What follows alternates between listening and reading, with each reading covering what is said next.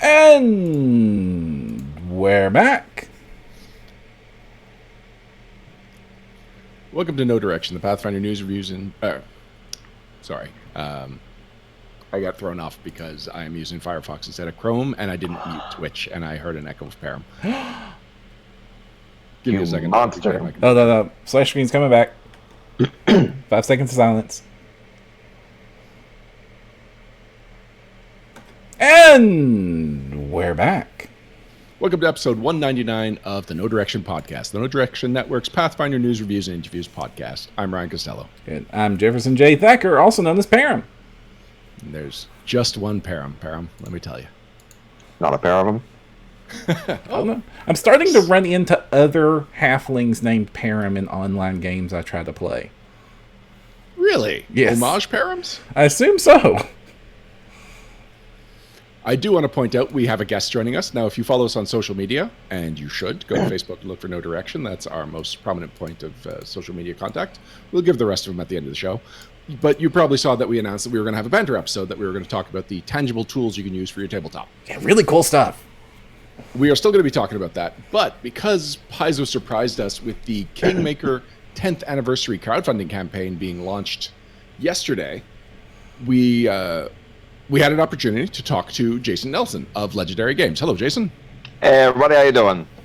So Legendary Games, I think people know, is one of the most celebrated third-party publishers of Pathfinder content. And they are listed along with Paizo in the team that's associated with Kingmaker. So we're going to talk to Jason about exactly what Legendary Games' role is in bringing is updating Kingmaker for its 10th anniversary collected edition. But first, a little summary. If you go to GameOnTabletop.com and look for Kingmaker 10th anniversary, and we'll talk about Game on Tabletop shortly, you will find a crowdfunding campaign for a 10th anniversary of Kingmaker. Paizo has done these Adventure Path collections before for the 10th anniversary of Rise of the Runelords and then Curse of the Crimson Throne. Mm-hmm. They are skipping Second Darkness and a couple of others and going straight to Kingmaker, one of the most popular and best known adventure paths, especially because of the CRPG based on it that came out last year from Owlcat Games. Not Owl City the band, Owlcat Games, the game publisher. Yes.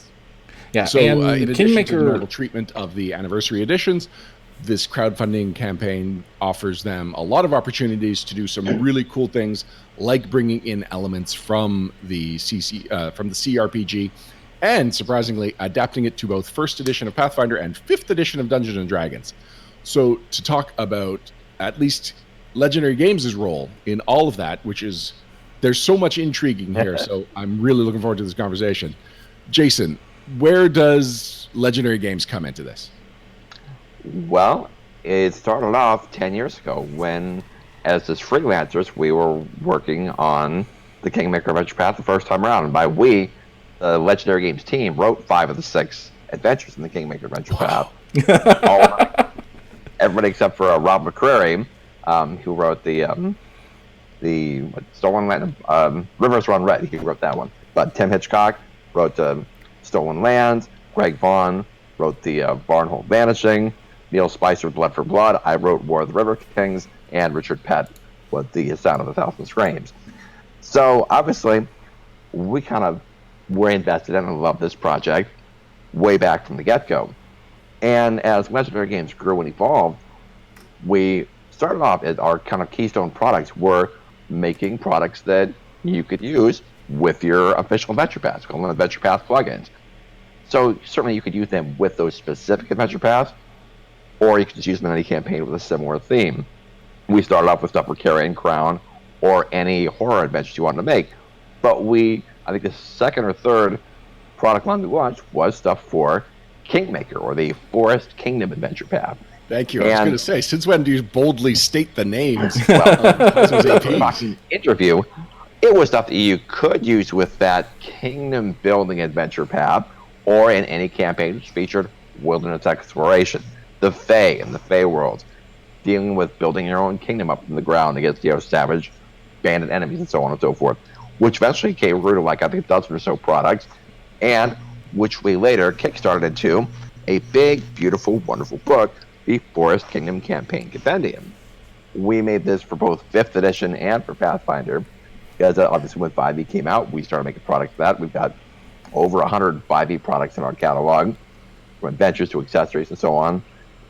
And so clearly we have a long love for the product and for the concept and the kind of project. We've made other kind of accessories for that. And as both a company and as individuals, we've had a long history of working with Paizo on various products. I've written probably over 70 some odd products for Paizo. Guys on the team have written tons of stuff as well. And so that the quality you're going to get is going to be rock solid, excellent. That's something that Legendary Games always prided ourselves on, that what you're going to get very often from the same authors who are giving you the official content. Our stuff may be third-party stuff, but we think in terms of quality, it takes a backseat to nobody. Now, all that stated, how did we get into this particular project with Paizo? Well, it started off as sort of an off-the-cuff conversation that my business director, Rachel Ventura, had with Eric Mona last year at Gen Con. And I can't say for sure how long they were thinking about something like this, but that conversation sort of spawned up, well, let's think about this some more. And in fact, our early conversation was thinking about, hey, as you produce Pathfinder 2 stuff, what do you think about us maybe back converting it for Pathfinder 1? Which, who knows? We may do that someday, but Eric kind of came back with, I think I have another idea of something we might do. And the scope and the scale of the project has grown since those initial conversations last year to include not just revisiting Kingmaker, but also what the scope would be. I mean, lots of early ideas were tossed out, like would we just do a stat conversion book? Would we just do a companion for Pathfinder 2? Would they just reprint the adventures? Would we do a separate bestiary and a separate adventure path? And it's evolved a lot. Some things have been added to the idea, some have been cut from the idea, and it's gone back and forth, and finally we kind of landed where the project is now, which is you're getting a massive, the baseline product is expanded to be like, I guess 576 pages is the initial basic goal, which is already funded and already approved. I think the last time I checked, they were over 120,000, so they're coming up on another stretch goal. Mm-hmm. Some of the stretch goals are physical and tangible things like pawns and map packs and folio maps and those kind of physical products, which Paizo will be producing. But as far as the conversion, the writing, and the production of various books, that is something that Legendary is doing on behalf of Paizo. And so when the book finally is produced, it'll be published and produced and distributed by Paizo. But we'll go over on the back, it will also have the Legendary Games logo on it. It's something we are partners in producing those books. I think some of their interest in working with us was not just a track history of, well, I'll be so bold to say excellence in producing Pathfinder product, but also a long history of knowing how to do multi-system projects. Mm-hmm. Obviously, we're not experts on Pathfinder 2 yet, but our skill and past history of creating stuff for Pathfinder 1, for 5th edition, for Starfinder, led them to say, look, here's a company that knows how to produce great stuff, knows how to get stuff done on time and clean, and knows how to produce things for multiple different operations at the same time. And also someone with experience in dealing with crowdfunded projects and with projects that can shift in scale. So that them kind of looking at that, and there's also featured people that we know and have developed that kind of personal and professional relationship with, and have built that level of trust of this is somebody that we can trust to do a project like this and to have a partnership like this, and for that matter to keep it under wraps, because you'll notice that this was not spoiled or leaked in any way up until this time, because that's not what it's all about. We're working on getting the project finalized and stuff, and until that time, you keep it under your hat. But we're super excited now that it's finally out in the wild to say, all right, this is something we have a deep passion for working on, and that we think it's going to be a really great project, and not just the stuff that we bring to the table in terms of our love for Kingmaker as it was, but the new material that's being brought in from the Owlcat computer RPG. There is bonus material from some of the adventure areas in that.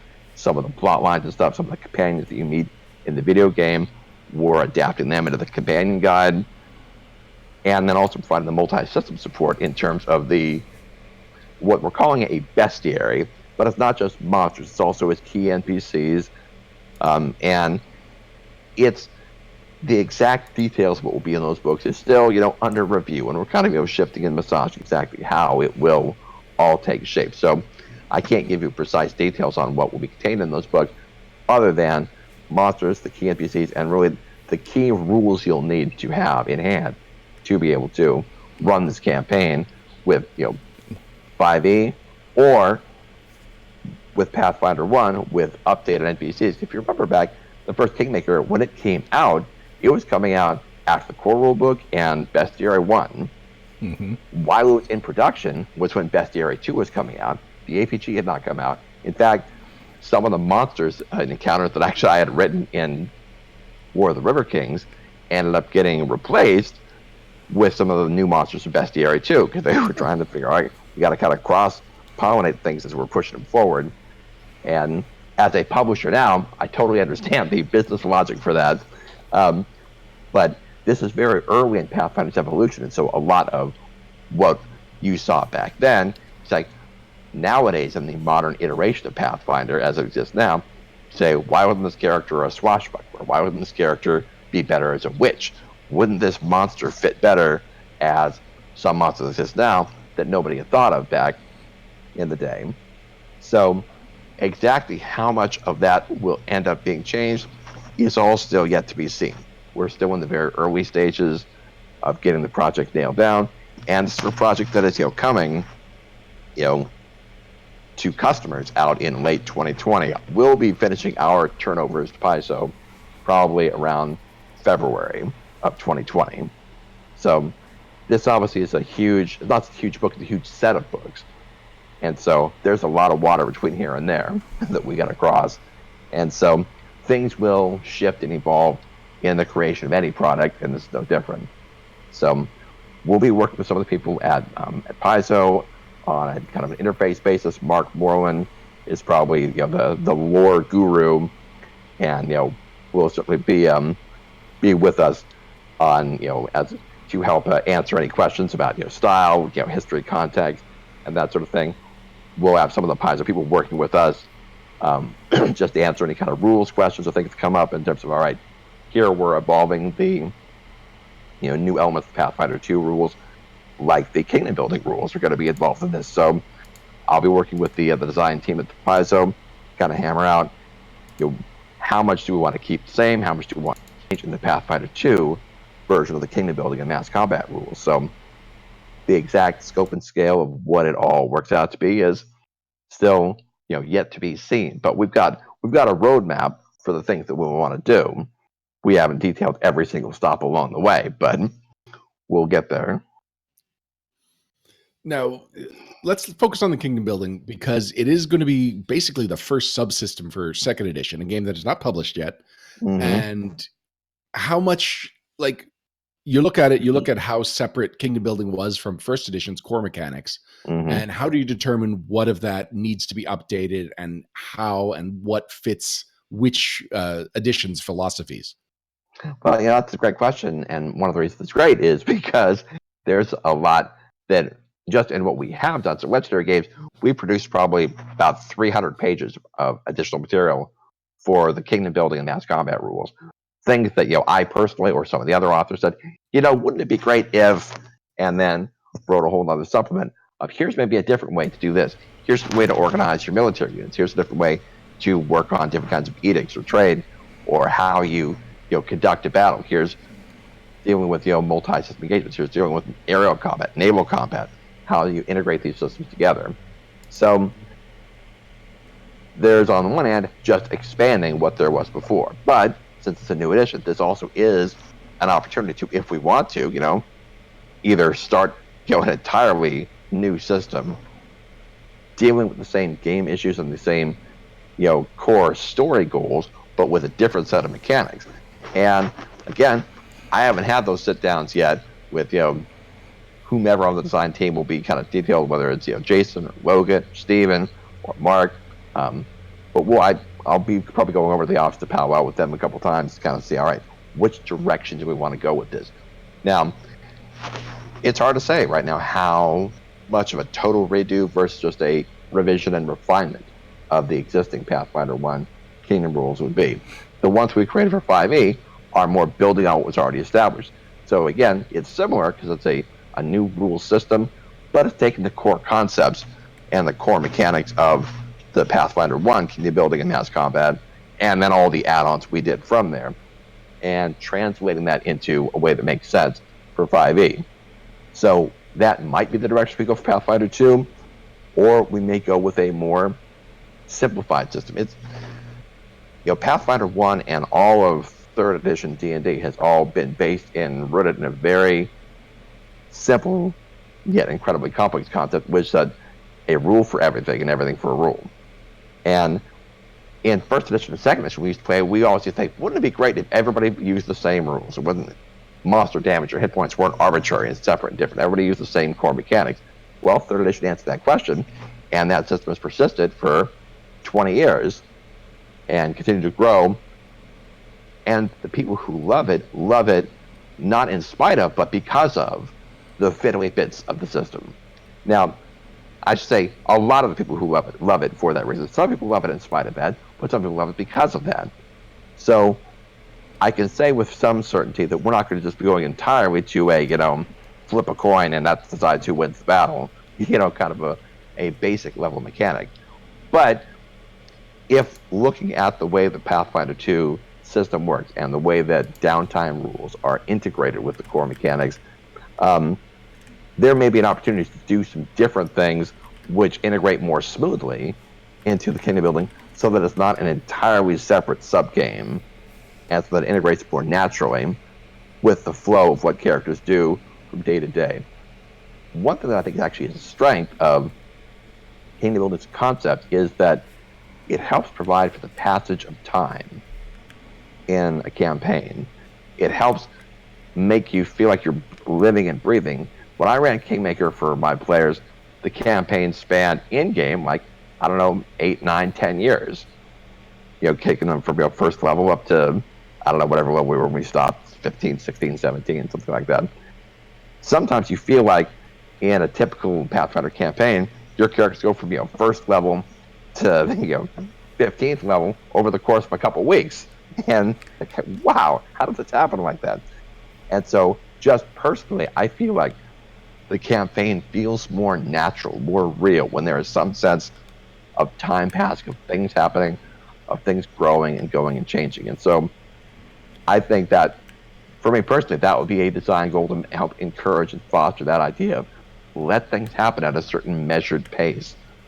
If you think back to the Hobbit movies that came out, the first one, The Unexpected Journey, I thought actually did a nice job for the most part, and especially to go back to the Lord of the Rings movies earlier, did a really good job, and the first Hobbit movie did a good job of letting things breathe and expand at a measured pace. It took a while to get places. It took a while for things to happen. The second and third Hobbit movies felt like everything happened in a day and a half.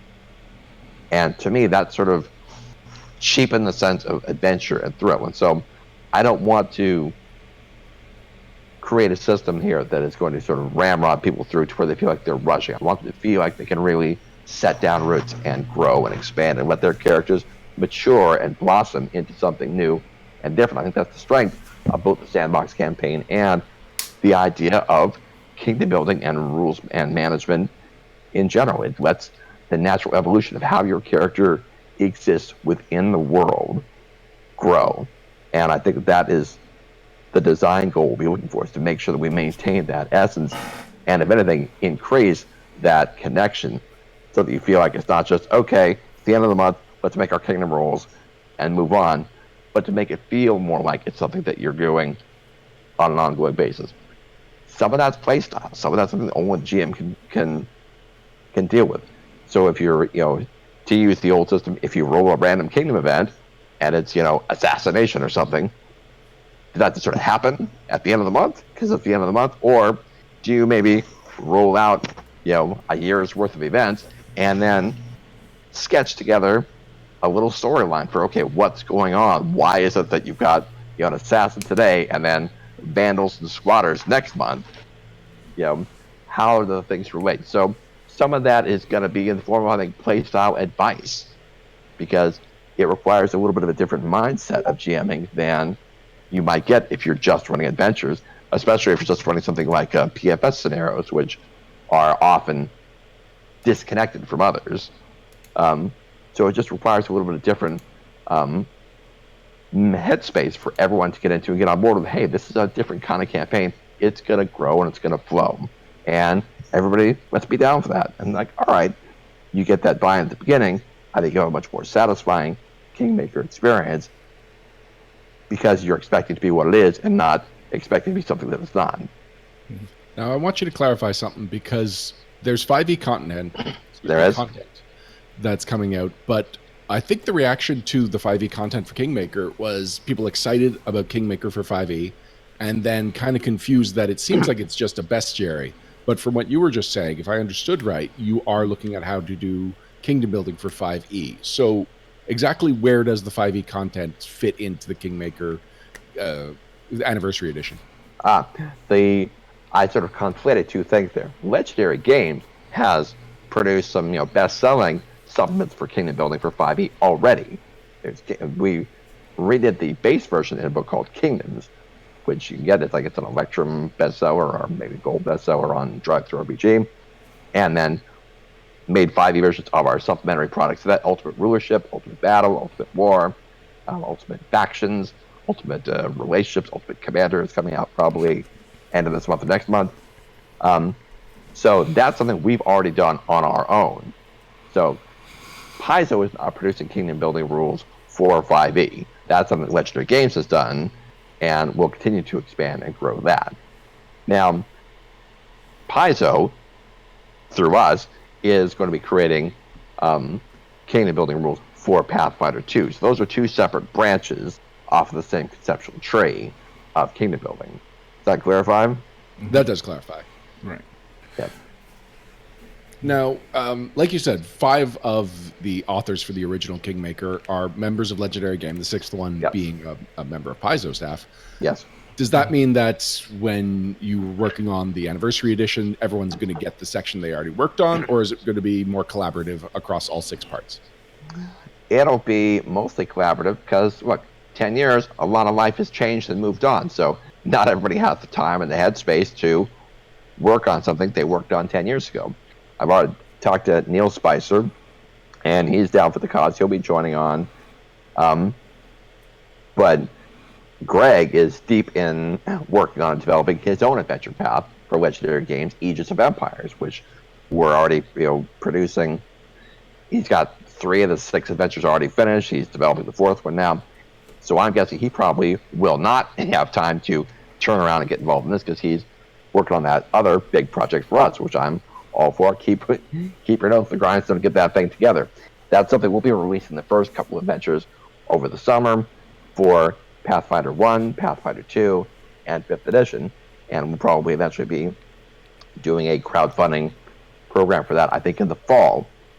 But that's just as an example of people who worked on it then, who may or may not have the time or bandwidth to work on it right now. And so we'll see if, I know Richard Pett is working on something else right now as well, but I can check and see what his bandwidth is. Tim Hitchcock may or may not be, able to come in as well. We do have a couple people from Paizo who are going to be working for Legendary as freelancers on their own time on this project as it kind of circles back around. And they're working on it not as Paizo employees, but simply as their own private business contractors coming and doing Pathfinder 2 development work for us as part of this project. So again, it's something where we're collaborating with people who have great expertise, great skill and experience, because that's the kind of people that I like to work with. People who do great work, people who are nice, pleasant people to work with, people who get stuff done right and on time. I mean, those are kind of your 3 pillars of excellence. And I know some people say you could settle for 2, but I say why not go for all 3? In your estimation, is this the best time for this? I know it's the 10th anniversary, but feels like this should have either been a last hurrah for first edition or let second edition percolate for a bit so that you know how to update one of the most popular adventure paths to the new system. And that's a hard question for me to answer without having, gotten a deep dive look at the final second edition rules. If I were doing it myself, I probably would have done it after I had watched Pathfinder 2. And that was part of the conversation at one point, was doing the Kickstarter in, like, after Gen Con of this year. So, like, in September or so. That was part of our earlier conversation. But, Paizo's got a whole team of folks that are working on, how they want to, structure the things. And for that matter, how it best fits with their release schedule. Because they've got a lot of juggling balls in motion at the same time. And so sometimes it's a matter of when's the best time to do this. And one of the complications of a project like this is the monsters that would be in Kingmaker wouldn't necessarily be, they might not be in the first Pathfinder 2 or Bestiary or whatever they're calling the new monster books. And so it's kind of like what I said with the first Kingmaker, where some of the monsters in my adventure got changed into Bestiary 2 monsters 10 years ago. To avoid anything like that going forward, they got to try to figure out how to slot this in and around the other books to try and minimize the amount of double printing they might have to do, of how to do this in this order and this in that order. Mm-hmm. And so looking at all of the things they had on the air, this is what they came up with for the best time to be able to start the project, get the project done with excellence, get it turned around in time to be able to have it available for holiday release, so October, November, sometime in that end of 2020 zone. So that's kind of what they're looking for. So I can't speak as to what their specific needs of scheduling. I can talk about my past experience, like I said, with Pathfinder 1 and the Kingmaker vs. Bestiary 2 coming out. It's like with that, I'm sure they knew the Advanced Player's Guide was coming out. Could they have delayed the first Kingmaker and say, well, we'll wait so we can put more APG stuff in it? They could have, but they eventually decided, you know what, we need to get it out at a certain time to have a certain spot on our schedule. So that's a question that you unfortunately would better pose to Eric or Jeff Alvarez or somebody at Paizo Central. If I were doing it myself, I probably would have put the system out first, let people to kind of get their first inhalation of the new system and their excitement, and then launched it. But I can also see the reason not to, because then, even when this was announced, you already had some crabby people on the message boards who were not happy about it, and so maybe they thought, if we look forward to when the game actually releases, maybe I don't know. I can't speak as to what their balance of, or how much they're even interested in what message board people were talking about. So what I can offer is pure speculation and my thought that if I personally were doing a project like this, I probably would have done the system first and the adventure second. But there are a lot of valid business reasons and publisher reasons for why they did it the way they did. So it's kind of, you just choose the way you want to do it, and you roll the dice and you move. Now, one of the things I would want to know is, why do you think that the Kingmaker campaign, the Kingmaker Adventure Path, has been as endearing and popular as it has been? Why has this been the book that still goes for, the volume 1 still goes for over $100 on the secondary market? And what? I should sell mine. Yeah, no joke. Like, anywhere, depending on your condition, it goes from $95 to $175 to get an original Stolen Lands. Why do you think this one has endured as the popular adventure path for Pathfinder? Why does, it was the first CRPG to get produced, and when we were expecting Rise of the Rune Lords, because they made a billion different versions of Rise of the Rune Lords.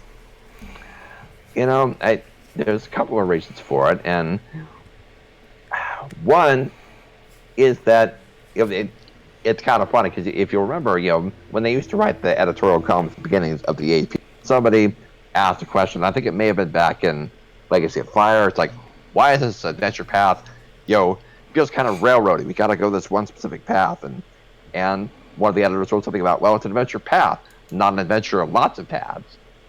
So then, and I don't remember who it was that wrote that, but then a few years later, it's like, all right, well, maybe adventure of lots of paths is a thing to try, and it was the first,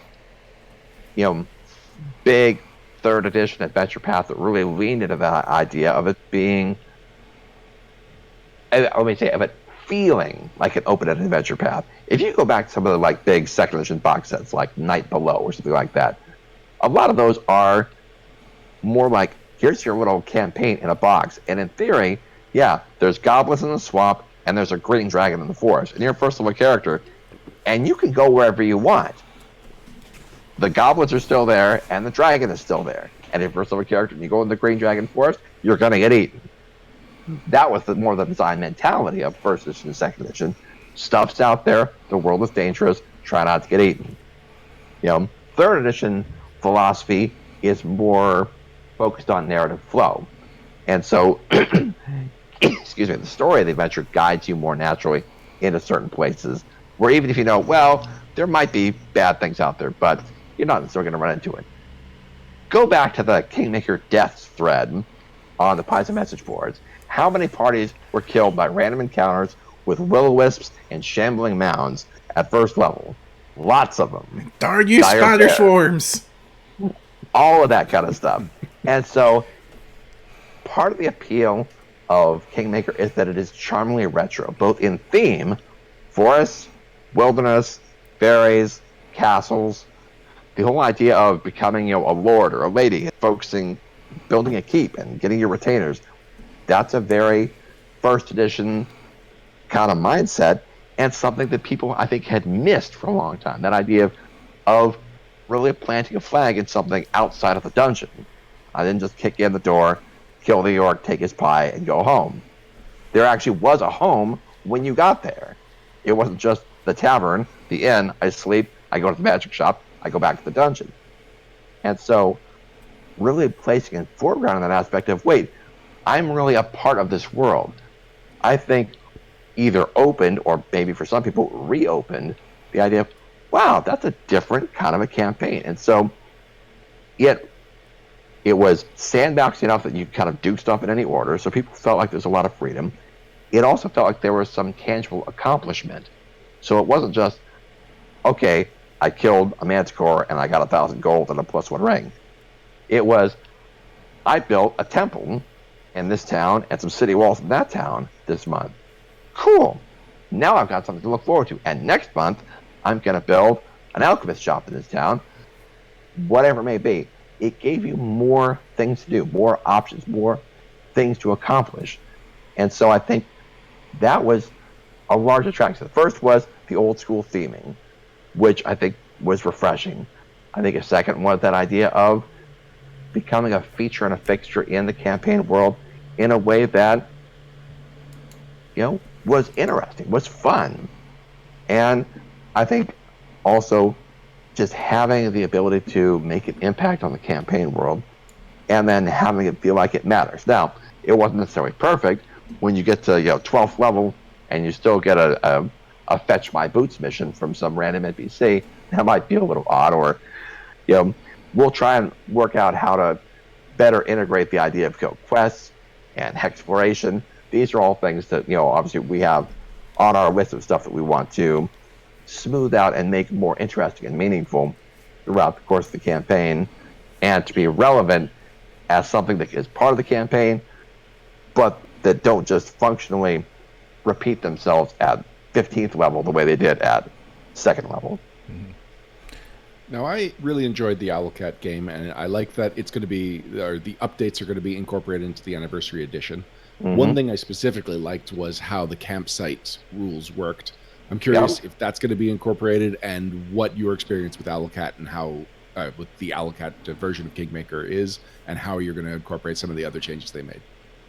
I believe that the campsite rules are on the list of things that we want to address, and because a lot of people have really enjoyed that.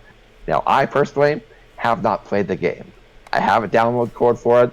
The only reason I haven't played it is I am just too dang busy trying to get all my other stuff done.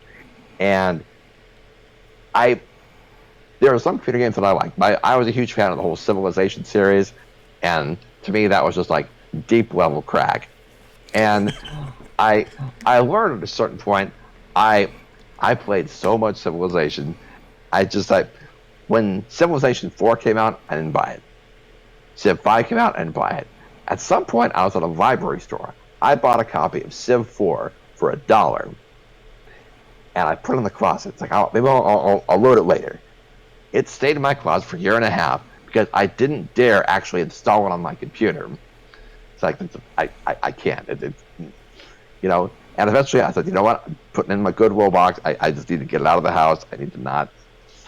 And so, and the funny thing is, I almost never even play computer games and video games. That particular game series was my kryptonite. And so I was like, I just better not risk it. The Owlcat game, everything I've heard is that it's super fun. Mm-hmm.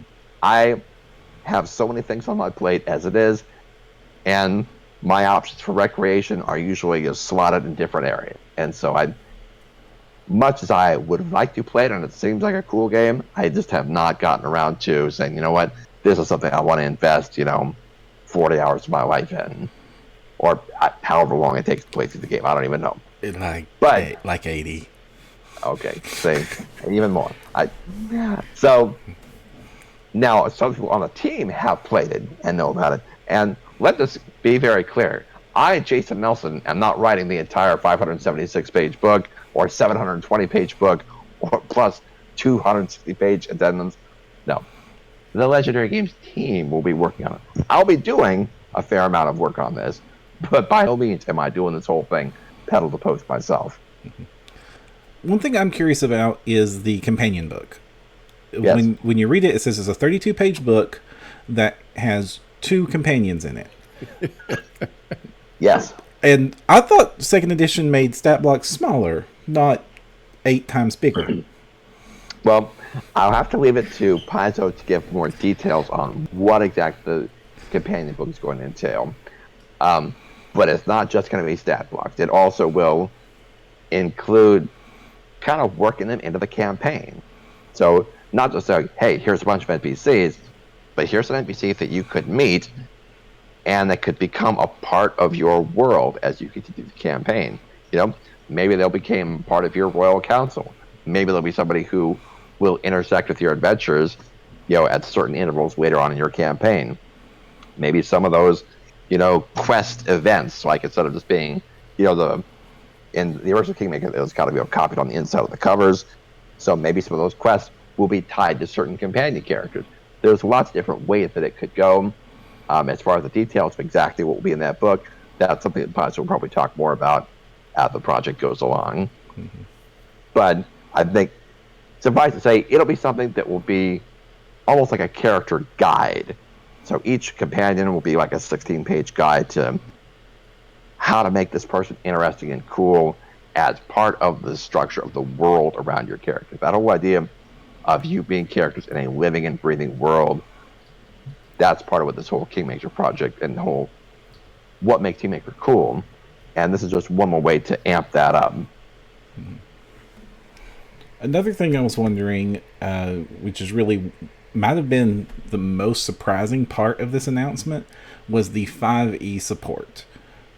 You have a lot of experience converting and producing for multiple systems, and you've got some experience with the Kingmaker campaign itself. Do you think, how do you feel that a Paizo written adventure path, especially Kingmaker, will handle a transition to 5e players in the 5e rule system playing it? Will they have a good time? Will they have as good a time as a Pathfinder player? They'll have a great time. And I don't have to say that as puffery. I think part of what makes Paizo special in terms of what they've done is their investment in story and their investment in characters and their investment in kind of the richness of the setting and the flow of the adventures. And I'm not saying that 5e adventures, as written, don't have those elements as well. But Paizo, I think, really has taken it to another level in the depth of the stories they tell in their adventures. And there are plenty of players who, who play both systems, and some of them are people who like both for different reasons and play them both at the same time. Some are players who started out in Pathfinder and switched to 5e because they were in that group that wasn't as enamored of the fiddly bits of the system, but who still want the Pathfinder stories, the Paizo stories. Some are people who started off in 5e, decided they wanted a little more complex rules experience, and so maybe they play Pathfinder now, but also have that 5e background. So there is already, I think, a fair amount of crossover in people who've done both. I've run 5e, I've run Pathfinder First Edition, but as to your question, will they have a rich experience? I think the answer is yes. There's some people who are asking, well, how come we didn't, and I say Paizo doesn't just produce an entire 576 or 720 page adventure book of everything for 5e? And I think the most likely answer to that is they're not really sure what the market uptake will be. And for me as a company, it's easy enough for me to say, I want to produce a 5e version of this with the bandwidth that I have. Because at the end of the day, if I have to produce a couple hundred copies of something, that's something that I can do logistically without a whole lot of fuss or muss. Even if I'm going to order 1,000 copies from overseas, that's fine. Paizo is dealing with much larger numbers and different economies, and so the way in which their ordering system, I can't speak to the internal details of all of their accounting, their logistics, their interconnected system, but I would guess that the number that they would have to order through whatever their typical print and delivery and distribution setup is more than their best guess, sight unseen, as to what the amount of 5e orders would be. And so it may go gangbusters, spend 5e players like, this is awesome, I love this. But it might also not, and they don't want to order, 20,000 books and end up with 10,000 of them gathering dust. So they got to kind of make that decision based on, actuarial, estimates and projections at a level that a small producer like Legendary Games does not. Is it cheaper for me if I can order a full print run from China than if I have to order, a smaller number of print on demands? Sure.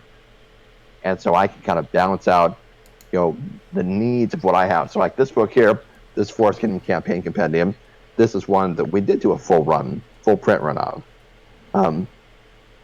And these were, and compare that to, like, say, the Pirate Campaign Compendium, which we ordered a print run for the 5e version, but for the Pathfinder version, which is actually a bigger book, we did them as print on demand. The print on demand books cost about triple what the print run books from our overseas printer cost. So, but even with that being the case, it depends on how many we got ordering. And of course, because that project came out near the end of Pathfinder 1, we were understandably leery about, well, do we want to order a full print run of books for a system that might be sunsetting, and we don't know what the demand and the marketplace is going to be for Pathfinder 1 versus Pathfinder 2. We ought to make those kind of choices, and Paizo is facing the same choice as well. Same answer to the question of why don't they just produce the whole 500, 600, 700 page book for Pathfinder 1. They have a full accounting team, they've got marketing, and projections and forecasts, and I would assume it's mostly a numbers-based decision that they look at and say, I just don't think that while there is a core group of dedicated Pathfinder 1 fans and who are down for the cause for that, their best estimate must be that there are not enough of them to make it profitable for them to do the full up and down book. I can't say for sure what their guests are. As a publisher, as anybody, look, I love gaming, but this is also my business. I got bills to pay, and I got a mortgage, and I got a house, and I got all these other bills, and so does Paizo, and they've got employees and health insurance. They have to make business decisions, and that's what they're looking at. So, if, as far as producing 5th edition, I think that the 5th edition bestiary and NPC book will provide you all of the rules that involve the heavy lifting kind of conversions. Would it be ideal to have the entire thing? Well, sure, that'd be handy, but pretty much everything you need to run the campaign should be in those 160 pages. So I think that a 5th edition, someone who likes 5e, and shoot, you know what? If you're a 5e player and you just want a cool book of awesome monsters and NPCs, you know what? It's a great pickup for that too. It's better, obviously, if you're able to use it in conjunction with a cool adventure path. And I think if I were to guess, it seems like that's a smart marketing strategy. The 5e player base is big. The D&D brand is what it is. And so why not appeal and say, hey, you love the 5e mechanics, but have you tried this awesome adventure flavor and story and setting? People might say, I haven't, but maybe now I will. And whether those people then convert to playing Pathfinder 2, or whether they say, this is just a cool book and I like it, shoot, who knows? But I think they will be very satisfied with the product they get. It'll be a very useful product, very cool product, and something that will allow them to play a really cool, really fun adventure path and adventure story using the 5e rules. And for that matter, if they're really interested in kingdom building and expanding the campaign, well, you know who to come to. You are king. We are coming up on our hour, and Jason, it also sounds like your connection, we might be losing you. So there's a couple of things I want to get in before anything bad happens, especially the opportunity for you to plug Legendary Games. But I guess my last question is, what are some of the things you are looking forward to updating in War of the River Kings? Well, the integration between the war itself and the characters, I think that that can stand some spit and polish, and that would be the main thing. And I think also one of the things that's going to be much more, I think, robust in the new version is the integration and foreshadowing of the stories throughout the course of the entire series. That was something that some people did fuss about when Kingmaker came out originally, especially with the main villain of the campaign kind of comes out of left field in the 6th adventure. Like, wait, who are you? And what? Why? There are like 2 or 3 tiny foreshadowing bits in the early adventures, but really very little leading up to the final adventure. Same thing with, for that matter, Iravetti and Pytax, and that whole kingdom. And when I wrote the adventure, I was considering him as not even evil, just a power-hungry rival. And so, as the pieces come and crush the Baron of Droa, well, shoot, Iravetti is going to come right into the other side because he wants the land too. So I think working on kind of foreshadowing the characters of the surrounding rulers that they will eventually be connecting with, to make sure that there are stronger connections between Droa and Iravetti and Magar Varn, and I think maybe even the connections with Brevoy. So throughout the adventure path, making those connections stronger, making the foreshadowing stronger, and making it feel much more like you're part of a living, breathing, real campaign world, where they're not just sort of standing there frozen in place waiting for you to get there and stick your sword in their guts. Thank you very much for joining us, Jason. This has really been enlightening. I know there's a lot of excitement about Kingmaker, and there were a lot of questions about most of the things we were talking about. So that I very much appreciate you taking the time on very little notice to join us tonight. Yep. Why don't you tell us what's next for Legendary Games? I will, and so I encourage you, if you've not checked out the Kingmaker prize out, by all means check it out. The bigger it gets, the more awesome stuff you'll get. The price point may seem high, but think about it. Somebody said $80 for the books. Look, the original Paizo APs for Kingmaker were $20 a piece. You wouldn't even get the whole adventure series for what they're offering now for this massive expansion. So do check it out. My opinions that I render, my guesses, are purely mine. I'm not a spokesperson for Paizo. I give you my opinions, my thoughts, and take them for what they're worth. But by all means, check it out, because it is an awesome project, and we are very pleased to be part of it. As for Legendary Games, I am just about done with the final chapter of the Legendary Planet Adventure Path, and that'll be great to get off my desk. We are getting finally close to finishing the Alien Bestiary project as well. And again, things that have been a while simmering, but finally getting completed because we're trying to clear the decks. Because not too long after this Paizo project, we actually going to be launching our own new follow-up crowdfunding campaign. We'll probably be using the Kickstarter platform, and that is for a book we're calling Ultimate Kingdom. So we've talked about the kingdom building mass combat rules. We've produced a number of best-selling products for that. We are compiling all of them, plus additional bonus material for both Pathfinder First Edition and for 5th Edition.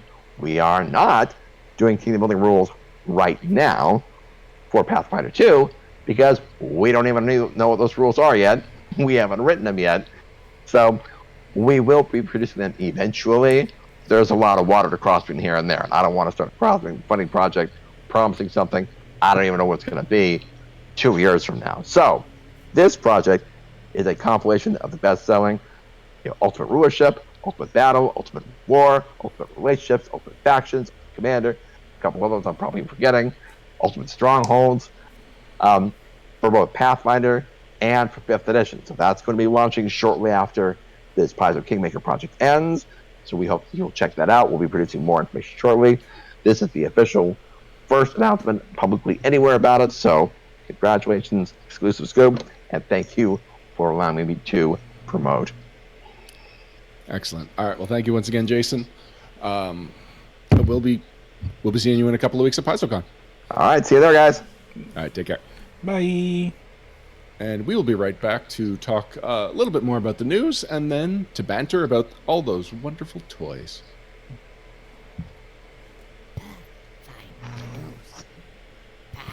Pathfinder News. Pathfinder News. Pathfinder News.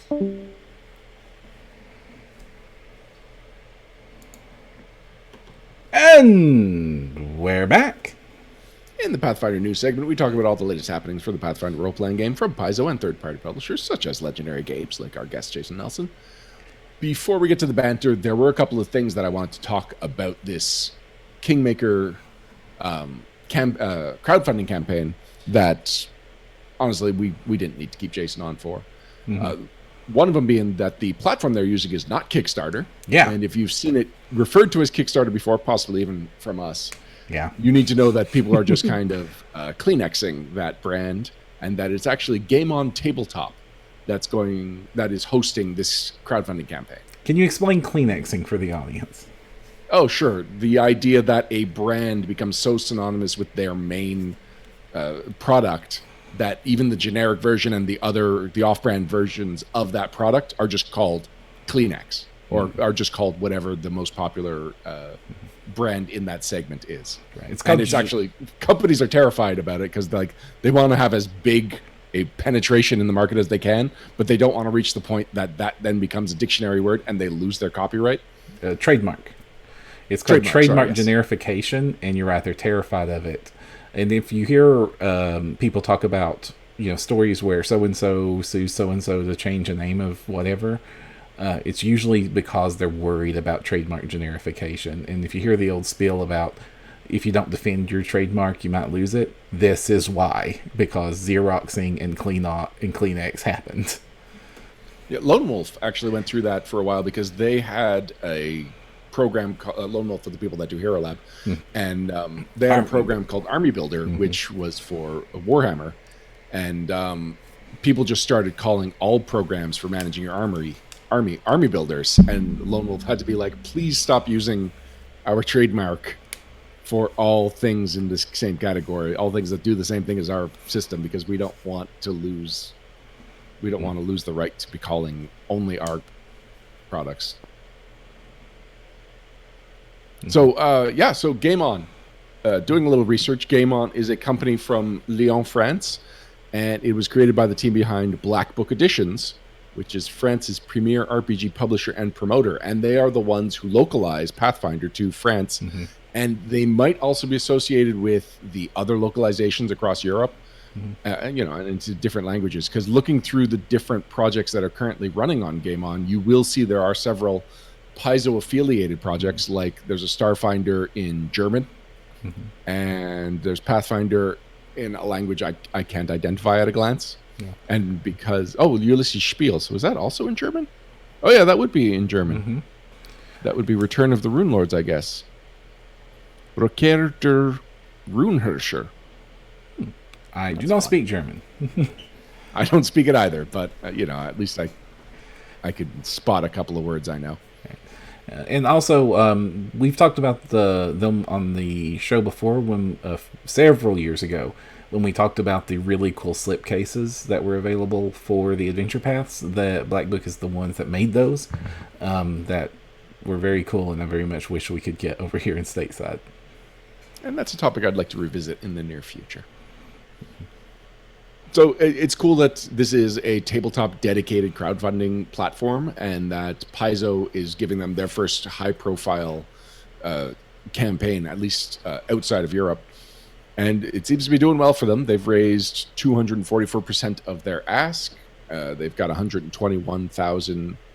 I don't know if this is localized to Canadian. What's it say on your end, Param? As far as how much money has been raised for the Kingmaker 10th anniversary campaign.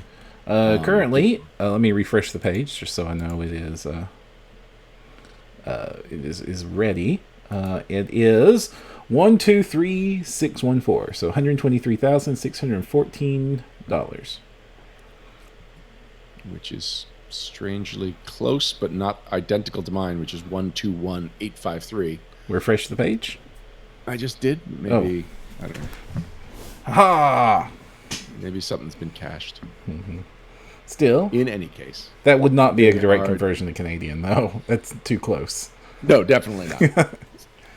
So yeah, they are doing quite well for themselves. I think everyone involved should be happy with how the campaign is going, at least for now. And I know you were talking about how the campaign companion is going to have only 2 people, but most of the stretch goals, at least the ones with really meaty content, are like the ones that aren't just add-on but expansions, are expansions to the campaign guide. Although with every new NPC there is an expansion of pages, so I guess everyone is really getting a dedicated 20 pages. 16.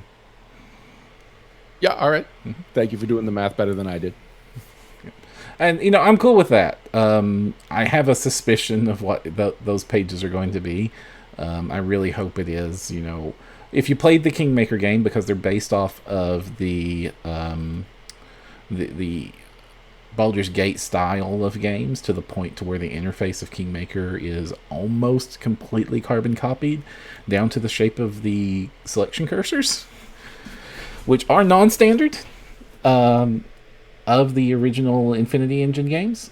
Then one of the draws of those games, the reason they were so beloved, was that your companions would have these dedicated side stories that would stretch throughout the entire campaign. So during certain parts of the adventures, your companion, if they liked you, which was a part of it, you had to get them to trust you enough to want your help with very personal issues, you would learn more and more and more about their backstories throughout the entire adventure, and that would take a lot of pages to replicate in a book. In chat, the Baker is coming for you asked, I'm curious as to why Geek and Sundry demoed Kingmaker in the one-shot using first edition instead of Pathfinder second edition. Seemed odd from a marketing point of view.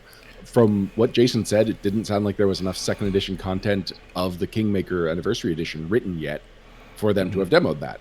Yeah.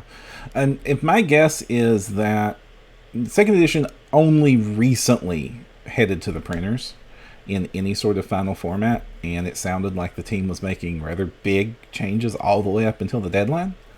So I don't think that the same amount of time it takes to do a professionally produced video piece like that, they probably couldn't guarantee a version of second edition that was close enough to what would be printed to give out to an external group like that to use.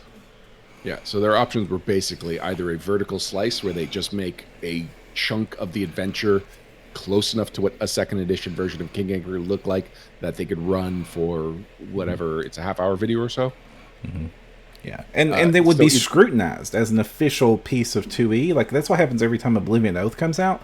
Every single little bit of rules detail that is mentioned during those actual play podcasts that is running second edition's final version is picked apart and analyzed and theory crafted, and then like math majors like go in and see what that means for the entire game.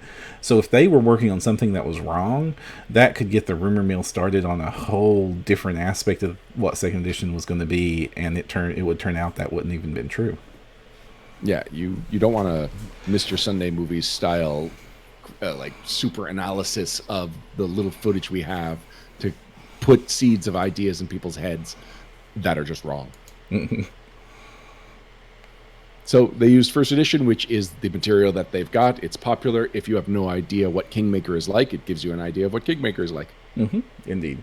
And while I'm excited that this is a second edition product, because I still am kind of hopeful for second edition and really hope it is a great product, the story of Kingmaker and the concept of kingdom building is what makes it special, not the how it breaks down into very specific versions of derivatives of Dungeons and Dragons.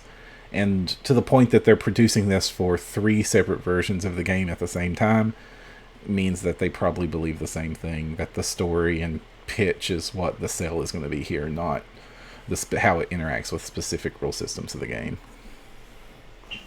While that's true, it is a campaign setting, or sorry, it's an adventure path with a subsystem, which tend to be crunchier than the ones without subsystems. And the fact that they're not, at least it's not been officially announced or clarified that those subsystems are going to be adapted to other systems, that's the head scratcher for me. It's like, why do they think they want the 5e players want a bestiary of the Kingmaker monsters, but you still have to do a lot of conversion?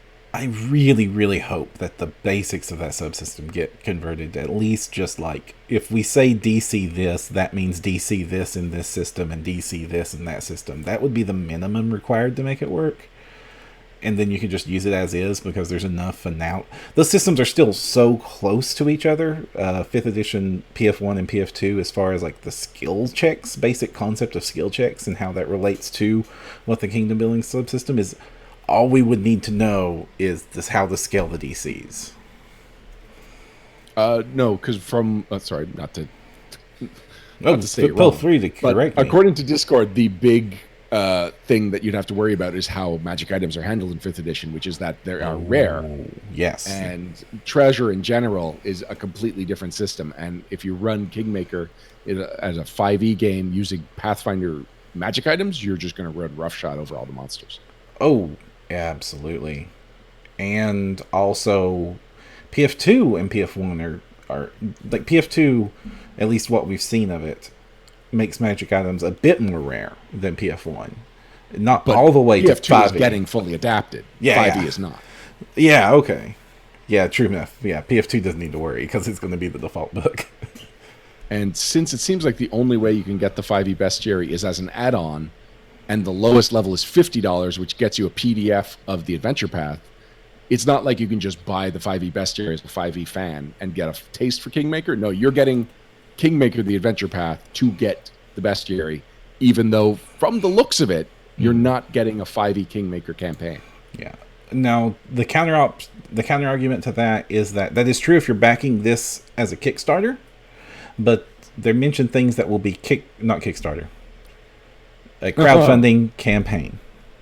As part of the crowdfunding campaign on tabletop.com, there's mentions of things that will be exclusive to this. So, and that book is not one of them. So I do imagine that if you don't buy it, if you just buy this off the shelf after it comes out, you should be able to just buy the 5e book. That was something I had assumed for whatever reason, that the 5e book was exclusive to the crowdfunding campaign, but you are correct. It seems like you will be able to get this after the fact. Yeah. Which changes one of my main things about why would they do that in this way, because now you do have access to it as its own product. Yeah. In fact, the only things I see that are exclusive in the Kickstarter are like accessories and the slipcover. What accessories? the coins. Oh yeah, there we go. You can get that enamel pin today, or at least at PaizoCon. I think you can get that anytime you want. Maybe I will. They're cool looking coins. I imagine those are campaign coins produced. They look like them. And I'm surprised that's not called out, actually. Yeah. They look cool. I like them. And they're calling them hero point tokens. And that's important because hero points are default in PF2. And I'm actually really happy about how they handled it because the end version that they talked about on the stream is exactly my house rule. My players will have no problems. Now, looking over the FAQ, one thing I do want to bring attention to is one of the frequently asked questions is what about the Starfinder Masterclass miniatures from Ninja Division? And I wonder if that's one of the reasons they didn't go with Kickstarter, but rather a different crowdfunding platform, because that is a late campaign that the Paizo brand is associated with. I could not even begin to figure out like that. That is some deep stuff.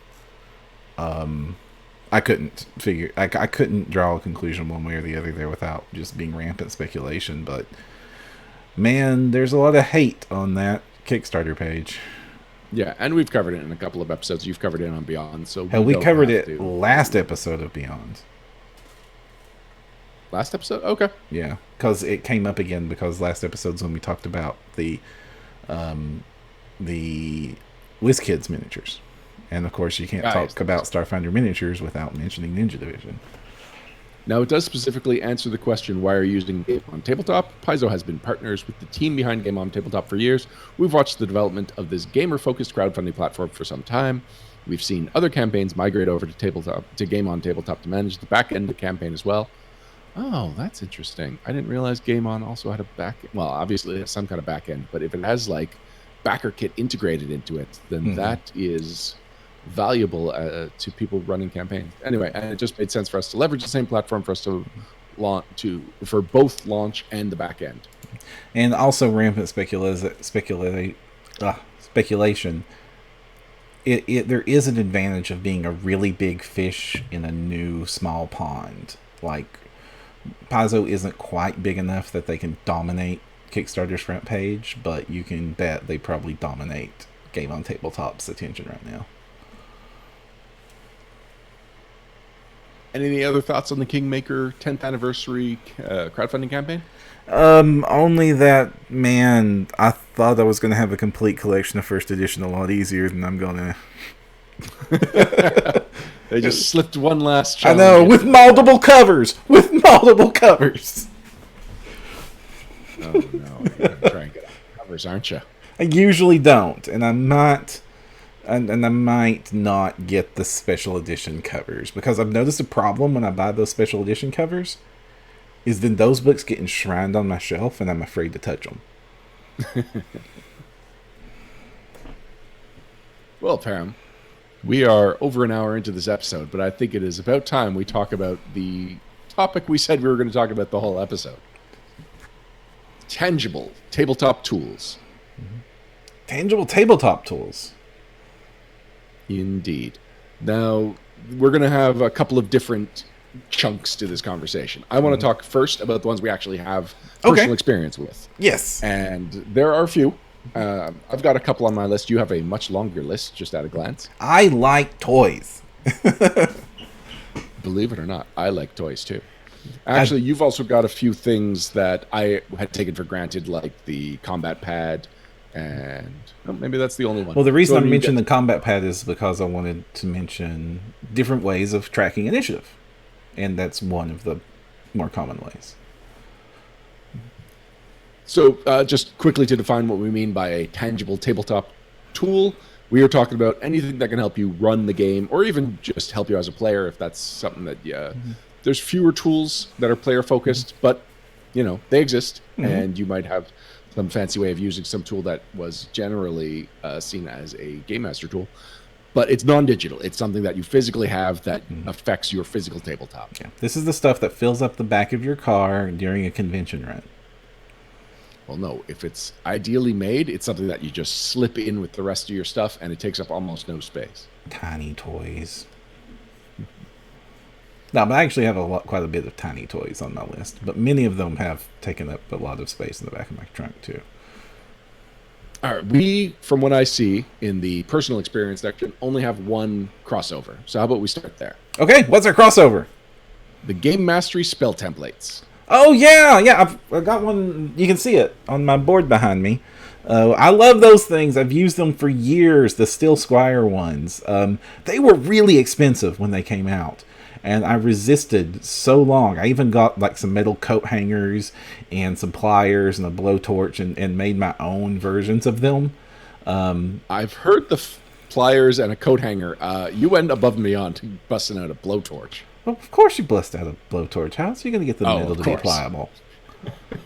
Any sentence that ends with, "Of course you use a blowtorch," is my kind of sentence. I mean, you have an idea of my background when it comes to craftiness and handiness. Does the blowtorch really surprise you? Saying you went above and beyond doesn't surprise me. I'm just acknowledging that this is not a step that most people take. All right. So yeah, the blowtorch just made it really easy, but you have to be super careful because blowtorch and hot metal. And But gloves? I should have had gloves. Oh, my goodness.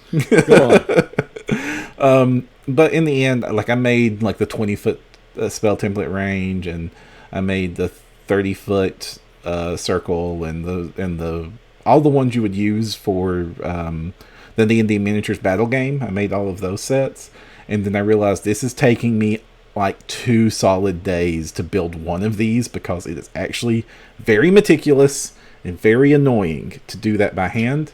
And so I just eventually broke down and threw money at my local game store who had the Steel Squire stuff in stock.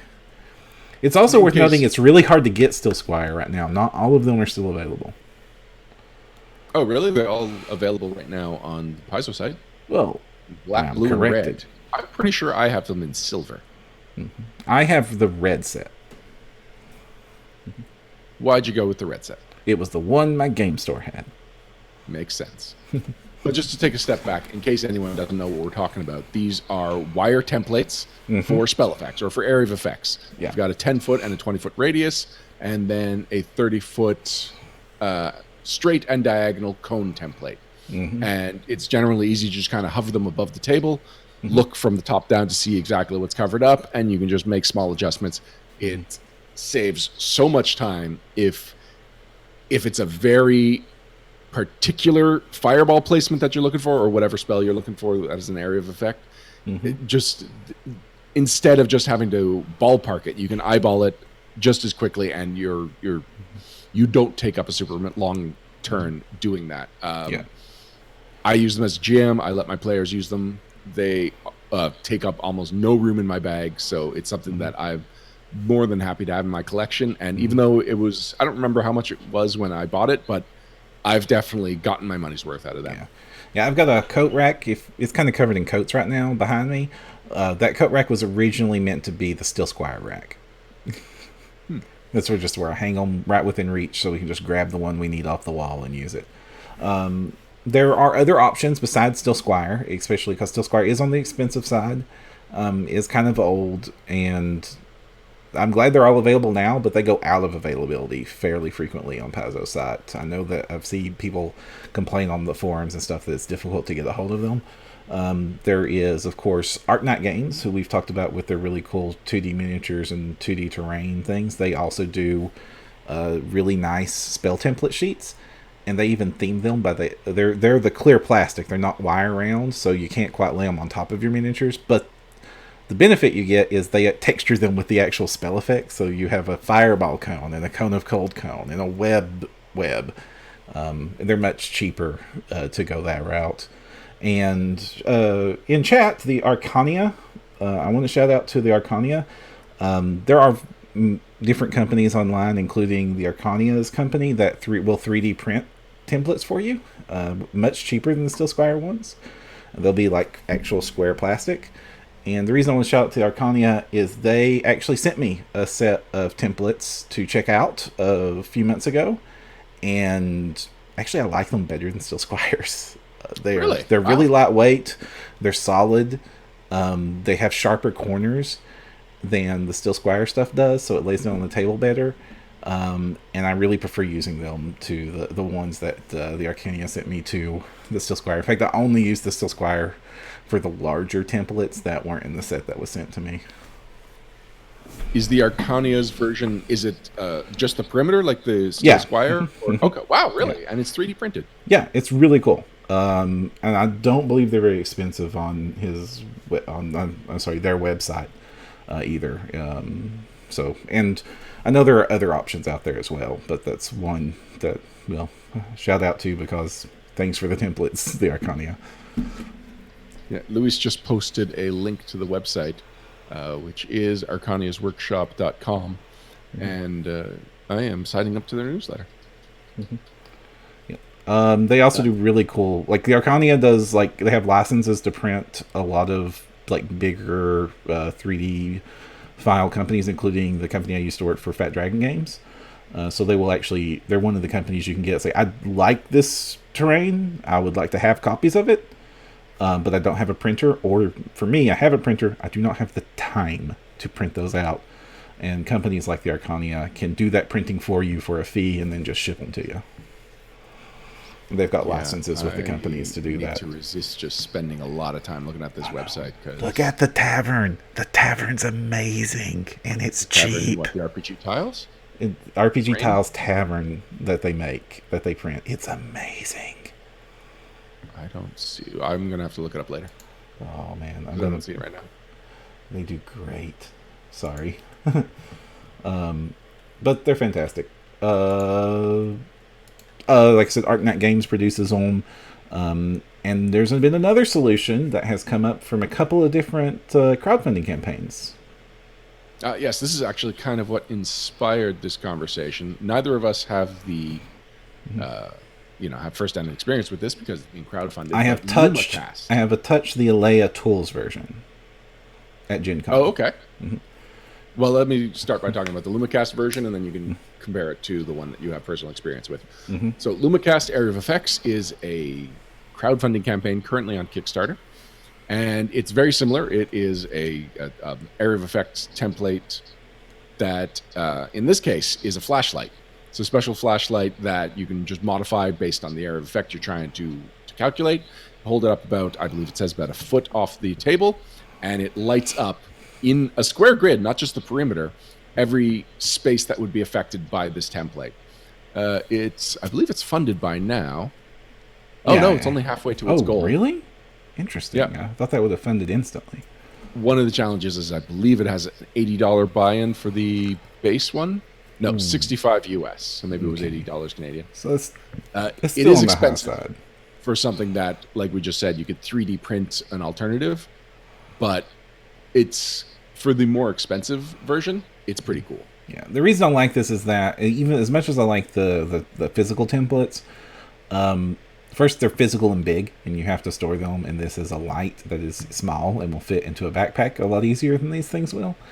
And even though the Skill Squire template is an outline, getting it to fit on the table around minis, especially if there's a large mini involved and they're half in, half out, is not always the neatest. Whereas this, for the light-based ones, this one and the Alea Tools ones, you can just pop it on the field from above. It doesn't matter what's on the field. It will just throw the template down.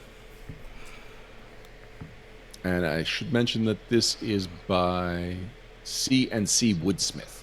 Mm-hmm. It is not a wooden product. They did the minimalist miniatures tokens. Yeah, yes, those were really cool. I thought those were neat, but ultimately think I prefer other solutions. But they looked cool. Yeah, it's a good option. I mentioned that the Alea Tools version of this, I have got to touch at Gen Con, and it worked fantastically well. But they used lasers instead of... This is using LED technology through a filter, and the Alea Tools were using lasers and prisms. So the Alea Tools was very bright and very crisp and thinner, and also it was like twice as much to buy one as the Lumicast version. In the Lumicast version, I have not touched it physically, but from all the video demonstrations of it, it looks like it is going to be a little bit more fiddly getting it focused in proportional, and the lines are definitely broader and dimmer than any of the ones I saw from Alea Tools. Can we talk about what Alea is best known for? I do not know what they're best known for. Oh, they're known for their plastic bases, the magnetic bases. Oh, those are cool. I like those. Yeah, so the idea is that they sell magnetic status markers, and you just put a strip underneath your miniature so that it becomes magnetic. And anytime you have a status or something you need to keep track of, or even just figure out which miniature, like as the GM, it's kind of like having the different colored bases for the tokens, like Paizo does.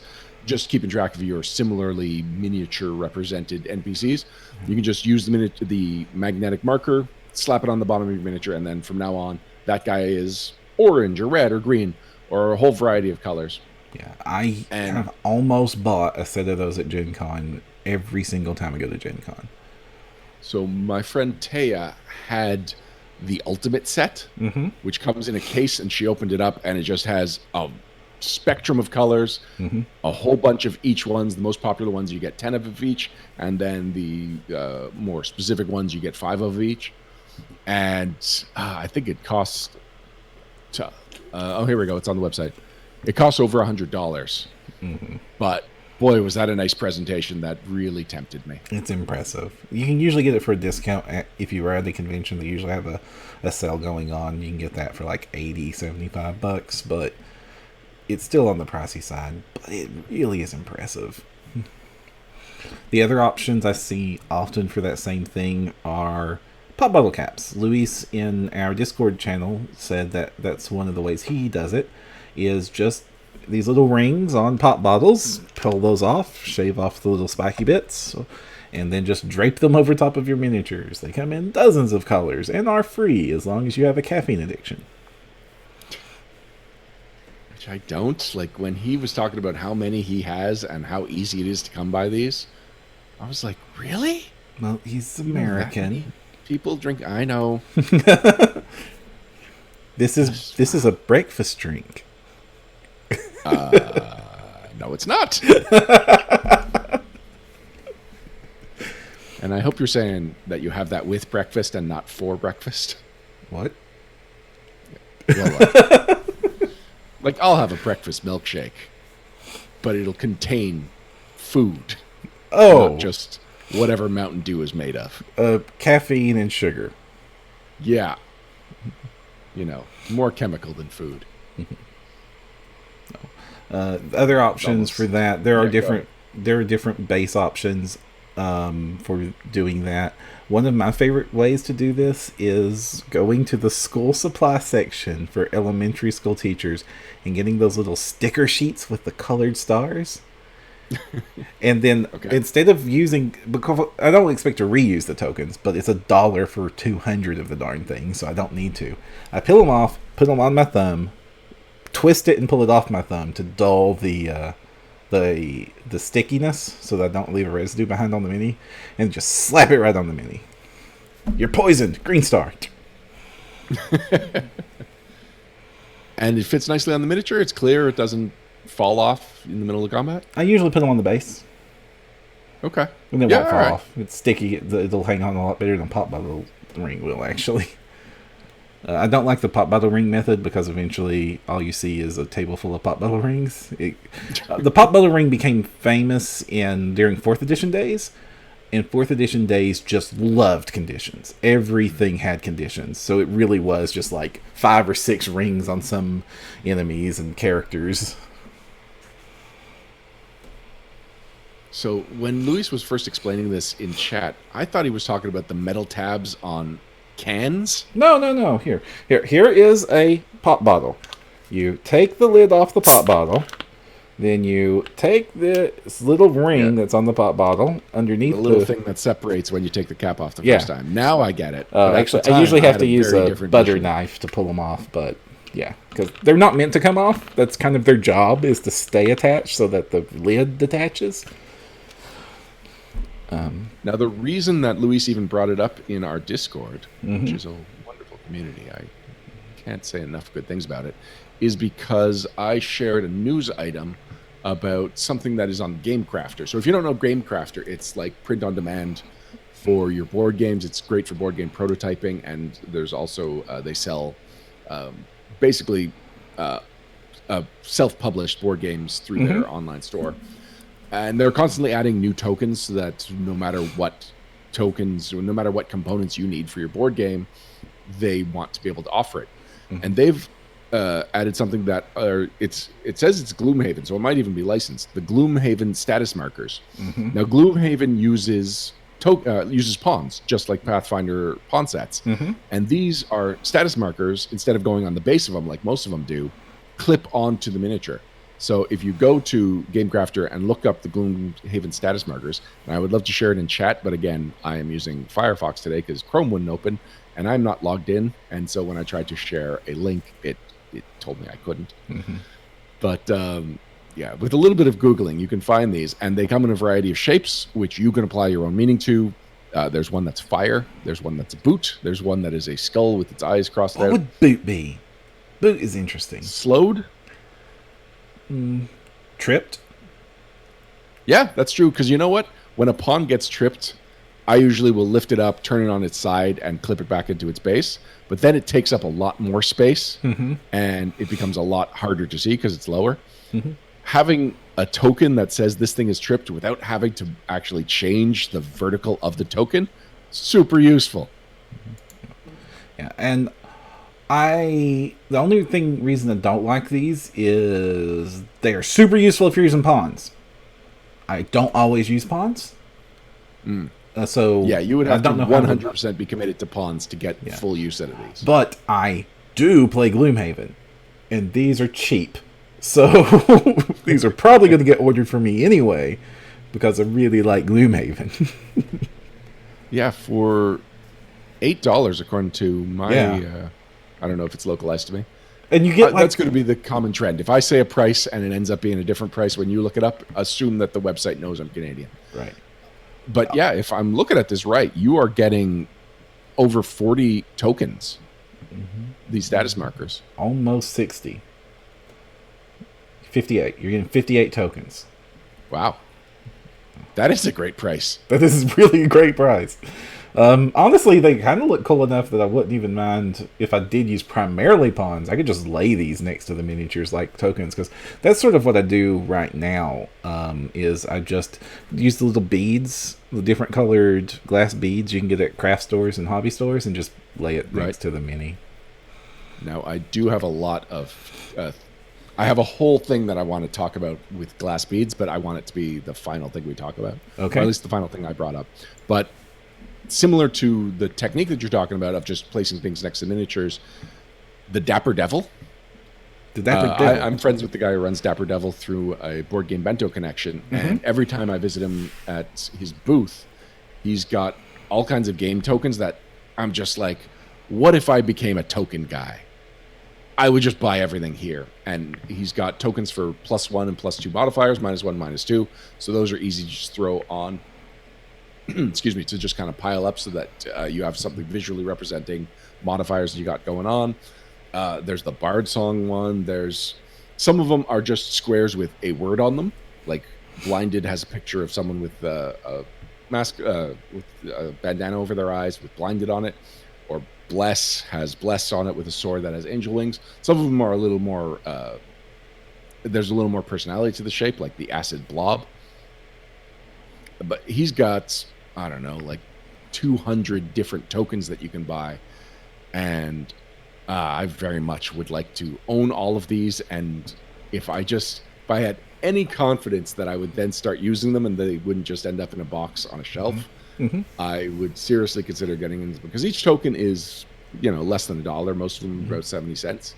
So it's not that big of an investment. It's no Gloomhaven tokens investment. It's true. It's much more expensive than that. But if I really sat down and wrote out every single one that I would want and the number of them that I would need it in, it wouldn't be that expensive, would it? No, not at all. Also, if you want to do some DIY work and make your own tokens, there are many different sources of those available. Actually, there's even an official set of Pathfinder tokens on acrylic from Game Mastery line, if you can still find those in print. They're not very impressive, actually. They're very unimpressive, but they are at least the official Pathfinder ones. And also, there's lots of like fan-made token sheets and stuff you can print. I recommend printing on, if you want to make them look sweet and you want to do a little bit of effort for a DIY token, print it on cardstock, then cut it out and glue it to board stock board. You can get this at any good craft store or order it on Amazon for pretty dirt cheap. This is basically the cardboard that is inside your average board game board. It's that thick and nice and ridges, and it's really easy to work with a crafting knife or a good heavy-duty pair of scissors you can cut this with. Heavy-duty scissors. Your Crayola safety scissors will snap in two. Actually, I recommend using a utility knife, and be very careful if you're using sharp blades and utility knives in your craft work. Glue the token to each side of that.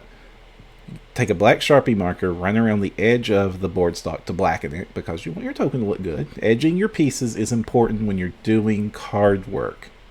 It's what makes something look professional as opposed to amateur. And then finally, cover the darn thing in Mod Podge and let it dry. And what you will have is like a little silk sheen on the tokens. It'll basically look like a Fantasy Flight token when you're done with it. I want to pause the chat to make a couple of points. One, I want to thank Luis, who is posting all the links that I can't in chat. So thank you for that, Luis. And second of all, earlier I said that we were going to break it down, personal experience, and then things that we are interested in but maybe not have tried. That went out the window with like our second example. So sorry, disregard that earlier. We have already jumped back and forth between. Wait, this is something I've done. I've made tokens like that. But most of the things I've brought up have been things that I just like. Oh, sorry. In fact, I think we've just moved to topic of toy. Like we talked about initiative stuff, then we didn't even talk fully about initiative stuff, but we talked about tokens, and then So that's the new thing. The topic of this toy solves this problem. Let's talk about all the versions of it, and then we will say whether or not we've used it or not. What's the next toy you want to talk about? Let's go back to a net, because there are 3 different ways that you can track initiative real easy. That isn't just scribbling it on either the battle map or a sheet of paper behind the GM screen, or the whiteboard on the wall, or similar options that are pretty commonly used. There is, of course, because we're a Pathfinder podcast, there's the official Pathfinder Combat Pad. The Game Mastery Combat Pad was its original name when it was a 3.5 product. And it's this magnetic thing. You use dry erase markers on it. It has a little place to the side you can write dry erase notes on. Lots of little magnetic-y things that are real easy to lose. And a lot of people love it, and a lot of people use it, and I can't stand to use it. Really?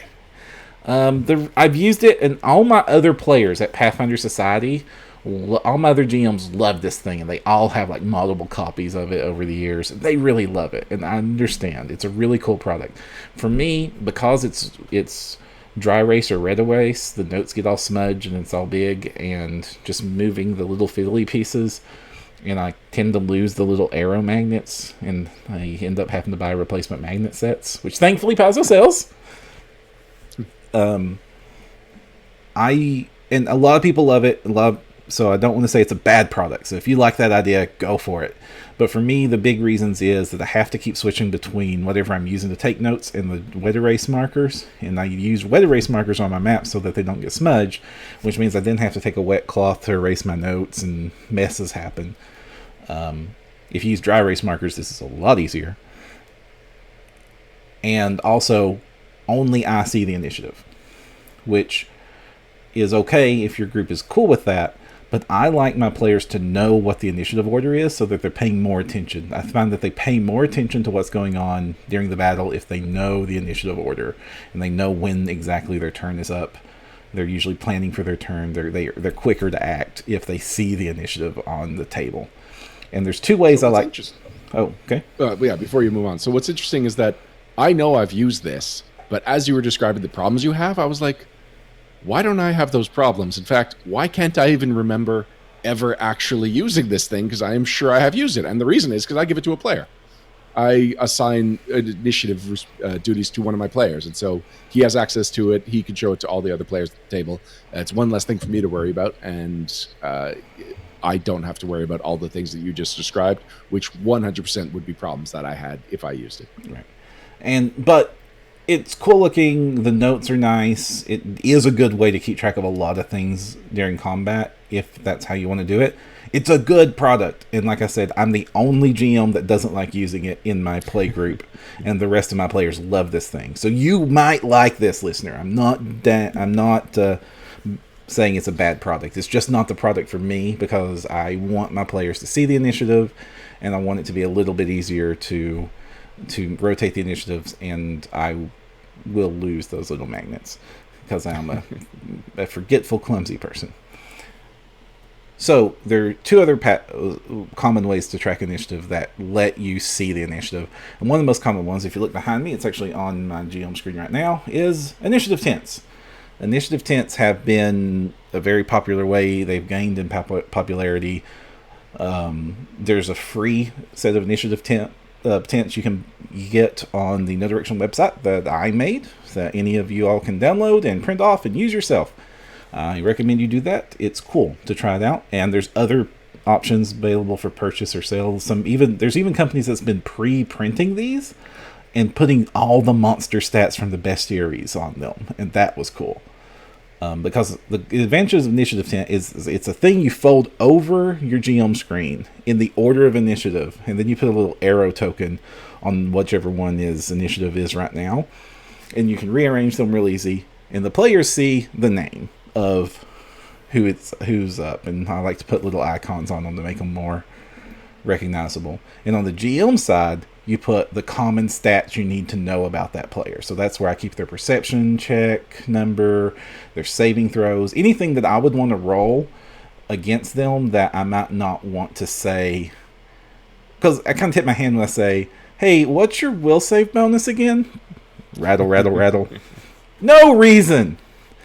Now I can just see it. Also, just having AC back there and accurate just speeds up combat for me. I can just roll monster. It hits, it misses, and I don't have to keep asking my player, what's your AC again? You could do it for the monsters too, but I usually just have Monster A, Monster B, Monster C tents, because I don't want to spend the time it takes to make custom tents for all the monsters I'm going to use in the ring of battle. But you totally can. And there's the free ones on our site. There's other free ones out there. There's pay ones out there.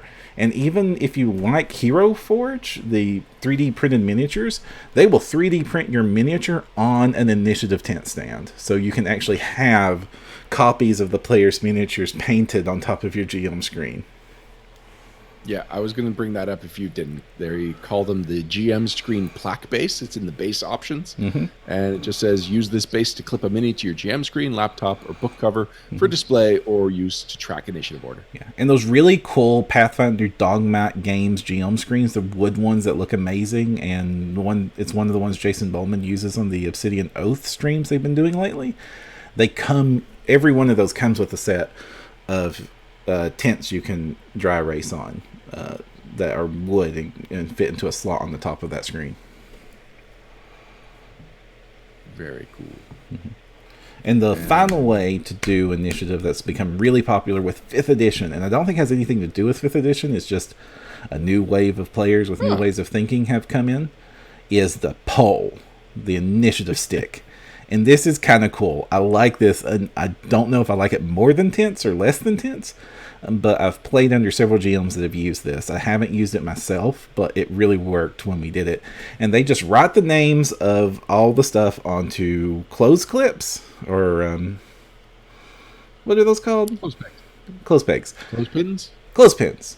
And there's a dowel rod in the center that just stands up next to the GM screen or next to the battle mat, and he just clips, I was playing under Ricky, my friend who taught me role playing, and he just clipped all the little clothes pegs in order, and then as the initiative happened, your name was written on both sides, so they just rotate the clothes pin around one at a time as the initiative went, and then rotated the other way on the next round.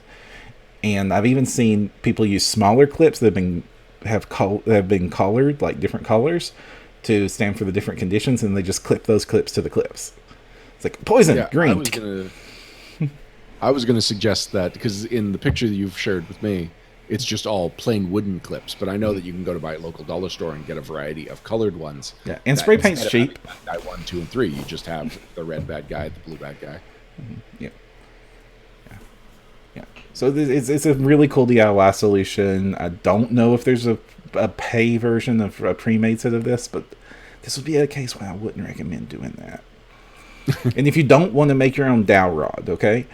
If you don't want to like do that little bit of hobby crafting to get, you know, the dowel rod to stand on a nice base, just look for a paper towel holder, a wooden paper towel holder.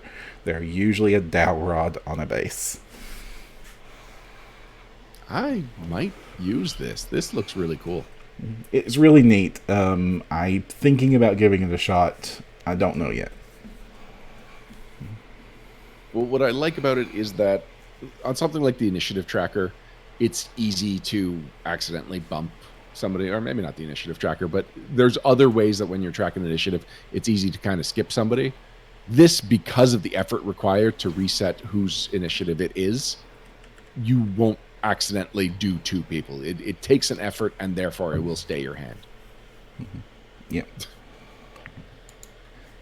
I like all the camel chat going on. I don't get the joke. What's up with the camels?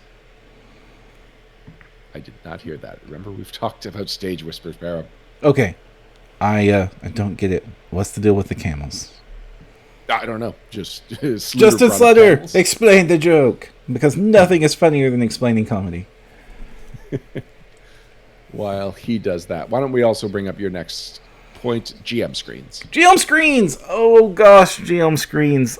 There are so many options. This is a tool that not even every GM wants to have, but I am a screen user. And I am very particular about my screens, even though right now I'm using the stock standard Paizo screen. The stock standard Paizo screen is not a bad screen because it's a board stock screen, and that used to be a rarity. Before the later end, it was 4th edition was the very first board stock screen that I've ever saw, was 4th edition's one, because all of the 3.5 screens were cardstock, and that meant they had the shelf life in your backpack of roughly the same as a ham sandwich. And the Paizo screens, they're great. They're board stock, they're nice and pretty, full, bright, vibrant colors. If you just buy a default game screen anymore for the game you're playing, you're already getting a great piece of kit. But let's say you're more particular, like me. One of the great screens that I like to point people to, especially if you play a lot of different systems, are the Hammer Dog game screens. They're called the world's greatest game screens. And they're basically made out of the material that a pocket binder is made out of, like a 3-ring binder where you can put stuff in the front or back in the little clear stuff. And they sell them in a variety of shapes. You can get them landscape, you can get them in 3 panels, you can get them in 4 panels, you can get them in portrait mode, and you can put whatever you want on the side that faces the players and the side that faces the GM. And I really like the tiny one, the little 6-panel one, because you can put a 4x6 index card, which you can print directly to on most printers, which makes it super, super easy to customize and look fantastic. In fact, I got all my character art that I commissioned once for a game, for all their characters, took them to my local big box store, Walmart, and had the photo center there print off that character art. I had to show them that I had the permission and license and ownerships of the pictures when you do that. But on professional photos that are 4x6 photos, they slide in there and they looked glorious. Glorious. I just use the standard GM screen. The only one I've ever been tempted by is the Dogmite. You brought them up a second ago. Oh, yeah. If you want to go deluxe, boy, you can go deluxe. Dogmite is my current favorite on the deluxe department that is easy to get. $125 will get you their cheapest version of this screen. It's solid wood with magnetic bindings and really fantastic stuff. Lots of different cut patterns and textures you can have for the wood. And like I said, it's got they come with the initiative tints as part of the screen. So you get those tints for free with the set. And they're fantastic. absolutely gorgeous. It would be really, if you had that at the table, it'd be hard for somebody to top that. I also have the Ultimate Game Master Keep. This was a promotional item that you can get out there, and there's been lots of imitated versions of this. Both 3D printed. Fat Dragon Games does a 3D printed version of this you can buy and print yourself. There's been lots of companies that basically did cardboard versions of this screen. But the basic idea is it is a castle with 2 towers, and the towers are dice towers. So one of them rolls the dice to the GM, the other one rolls the dice towards the players, and it looks amazing. You can see this on my table in the Param's Game Room blog I posted for heck and ever ago. It's called the Dungeon Master's Keep. And like I said, there's been lots of imitator versions of this thing since it's come out if you want to go that route. Though at this point, if you want to pick up one, it's about $800 on eBay. Well, before we move away from Dogmite, I do also want to point out that one of the Pathfinder licensed items is a Pathfinder Valhalla screen, and it's got the dragon from the beginner box. Basically, it's got the cover of the beginner box without Ezrin and Mercial. There's a couple of different covers. That's one of them. And they also do Starfinder. If you're one of our Starfinder fans, you can get a Starfinder one. Starfinder gem screen? I thought the only Starfinder gear was the box. Yeah, they only have the one Starfinder product. It's the box. Oh, I'm sad Panda now. I thought I saw the screen. And did you say there's more than one Pathfinder? Like, I see them in different colors, but I only see the one design. I swear I've seen it in a different design. But I might be wrong on that one. But anyway, so the Valhalla screens also have accessories on the back, so you can get things like a dice tower and shelves and a dry erase board that I believe screw into the back of your Valhalla screen. So most of the features you just talked about are also available through Dogmite. And somehow less expensive. The less expensive option in this case is going with Dogmite. I know. It's really good. It's hard to top Dogmite, honestly. What do we want to talk about next? Flying. Flying! Pathfinder is a game that is designed to be played in second edition. In 2 dimensions. Oh! Brain went the wrong way. Oh. It's designed to be played in 2 dimensions, and yet from very early on, you are fighting in 3 dimensions. And battle mats just do not know how to deal with this, and the game mastery sections don't have a lot of great advice in the rule books. Yeah. So there are a lot of tools for handling flying creatures.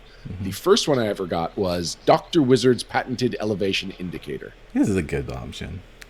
It is a good option. I remember first finding out about this in a copy of Dragon magazine, and from what I can see, it's still being produced by the same company. It's basically a clear, I believe it's acrylic or clear plastic. It's a cylinder. It is a cylinder that is about, I'm going to say 1 inch diameter. And it's got numbers written on it it's multiples of 10, from 10 to 100. And then there's multipliers of times 10 if you want to go 1,000 feet in the air, and times 1/2 if you want to go less than 10 feet. It is just one of the simplest things you can ever use, but it is sturdy, it is handy, and I have used it for years, and I'm super happy with it. Yeah. What did it go for? Probably about $10. I'm not sure, but I do know you can get a set of adapters for it to make the bases bigger. Yeah, large and huge. Yeah, if you want your colossal red dragon miniature to fly, I'm sorry. No, you just get 4 huge extenders. Oh, okay. So this is a super simple, super convenient way of handling it. The only thing you have to worry about is that you cannot put a pawn underneath a flying creature. So I went looking for an alternative. Or actually, I don't even think I went looking for it. I just came across Litgo's version. Litgo, if you don't know, makes acrylic game accessories, and they have hundreds of them. And some of them are super clever, and some of them are more complicated than you would think. And so the flying one is one that I thought would be great because it's a base and then just a thin shaft which then has a platform sticking out that you balance the miniature on top of. So you can have someone underneath that, and you can have two people sharing the same, horizontal space, even though they're not sharing the same vertical space. Mm-hmm. These things are rickety. I And do not recommend them. no. You might as well just go with Dr. Wizard's patented product. I have bought One the thing Let Go that Let Go- ones, and I bought What's two. that? I've had the Let Go sets. I've had two different versions of those sets. They have both snapped within a week of me owning them.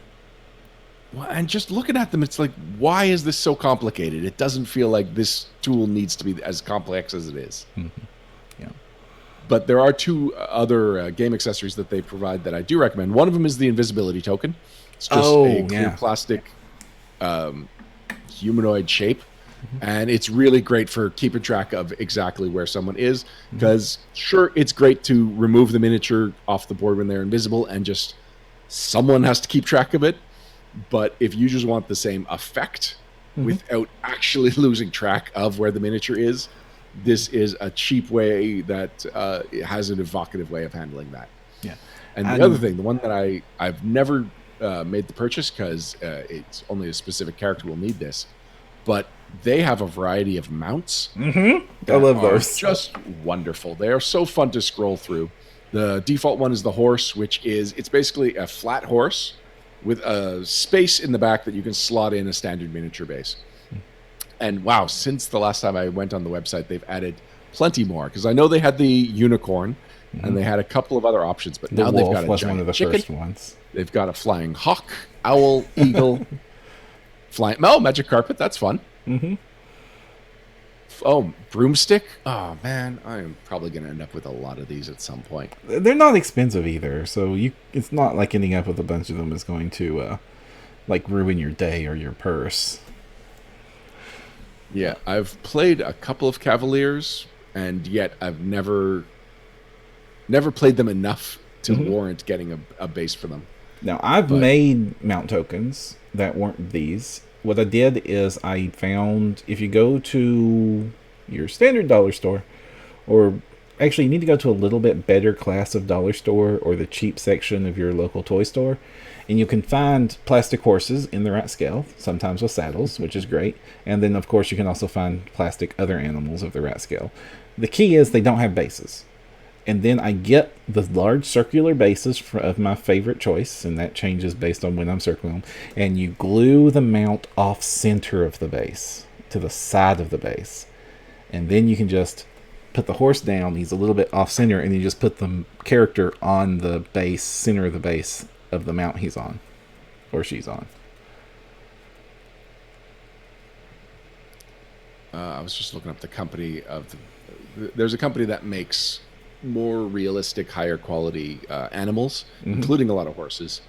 And they even have a fantasy line, and I cannot remember the name of it, even though I... if you're... Schmelt? Or Schult? Yes, I think that's it. They're the wrong scale. I love Schultz, are they? But they're too big. Real fact, there's I was running a Pathfinder Society adventure, and I noticed that they had to fight a dire skunk in one of the... and it was great. And because I knew Schultz were oversized compared to Pathfinder miniatures, I went to my local tack and feed store. Was actually the store that had these. So I went to a tack and feed store and bought their Schultz skunk miniature and glued it to a base. And then I just painted a little bit of brown stuff on it. And that's what my players fought. And are you sure about the name? No. Oh, Schlake. Is that it? Maybe. Yeah, that's it. Schleich.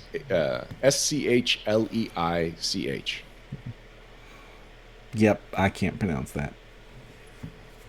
Well, it's German, so it would probably be Schleich. Yeah. Schleich?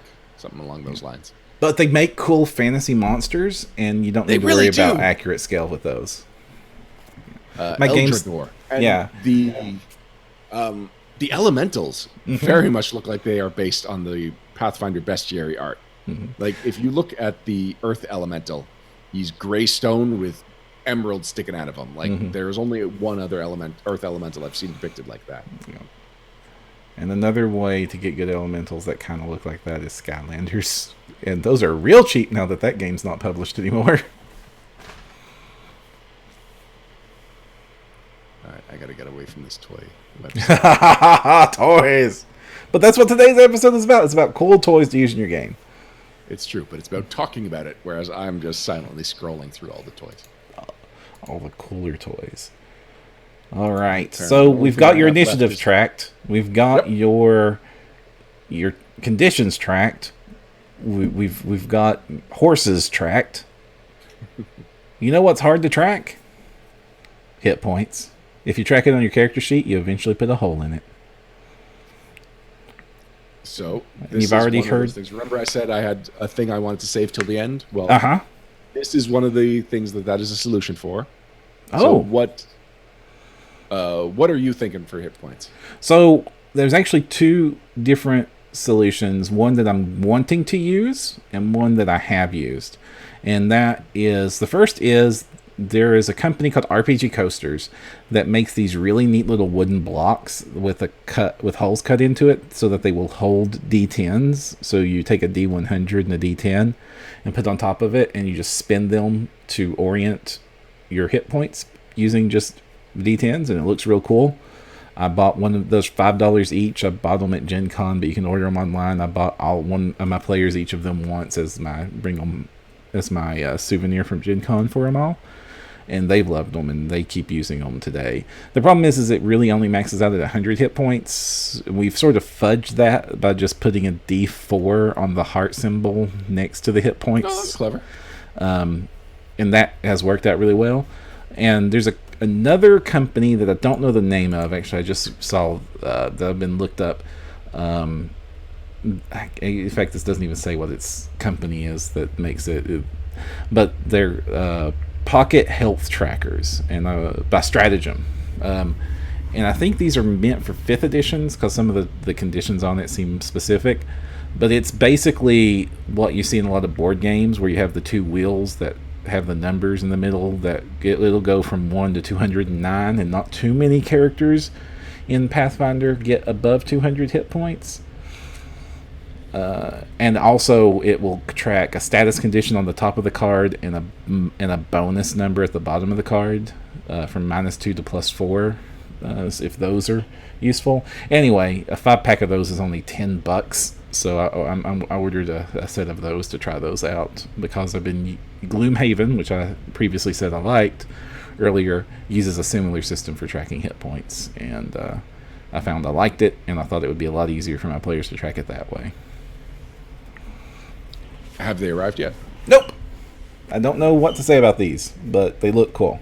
And if they're like the Gloomhaven versions, I like them. Also, they're so cheap, I'm going to take a chance on it. All right, you've got more things on your list, Baron. What else can you knock out for us? All right, so the other thing that is a cool accessory that you might not think of is your battle mat. And I don't mean the mat you use yourself. Actually, in one case I do. But one of the accessories that I really just can't live without anymore is the Tabletop by Crystal Cast.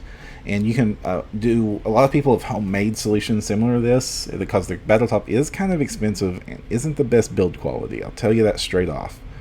But it folds and it's super convenient. And since I started using it, every GM in my area went out and bought one. And it's just a stand that you put on the top of your table that elevates the battle mat a few inches off the table so that you can keep your books and character sheets half under the sheet. It basically makes a shelf for the battle mat, elevates it up, and you can keep all your notes and stuff underneath it. It basically doubles your table space. And ever since I've started using it, I do not enjoy running a game without it. It travels to me to conventions. It travels with me to every PFS scenario I go to. I always have my Tabletop with me. You can see it behind me on the screen here with my battle mat from my recent Mutants and Masterminds game that we just played on Thursday. We used it for that too. But you can people build these themselves with just a few dowel rods and a piece of wood. It's not difficult to make a stand-up table. So I used the Crystal Cast Tabletop once. They had a demo copy at Chimera. Mm-hmm. I thought it was super flimsy. And It I was is the first person super to use it, so flimsy. it was- yeah.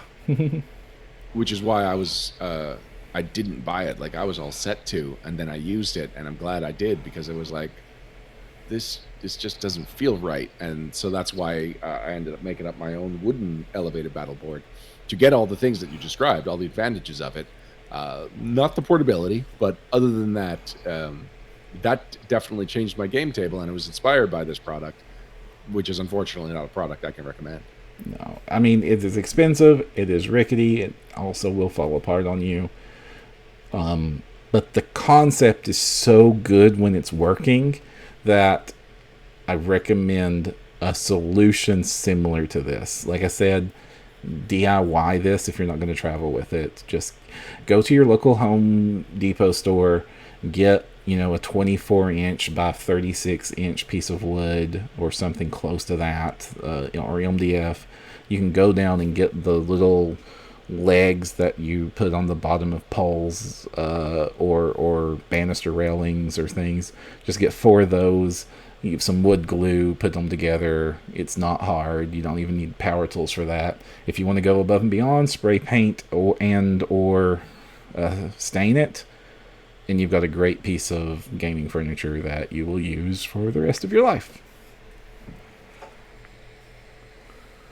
Next one. I know you've talked about this on the podcast before because there's an officially licensed version of this, but why don't you tell us about the valet tray? Okay, so I started using the valet tray before the official licensed version of this existed, and I giggled myself to death when I saw one with the Pathfinder logo on it.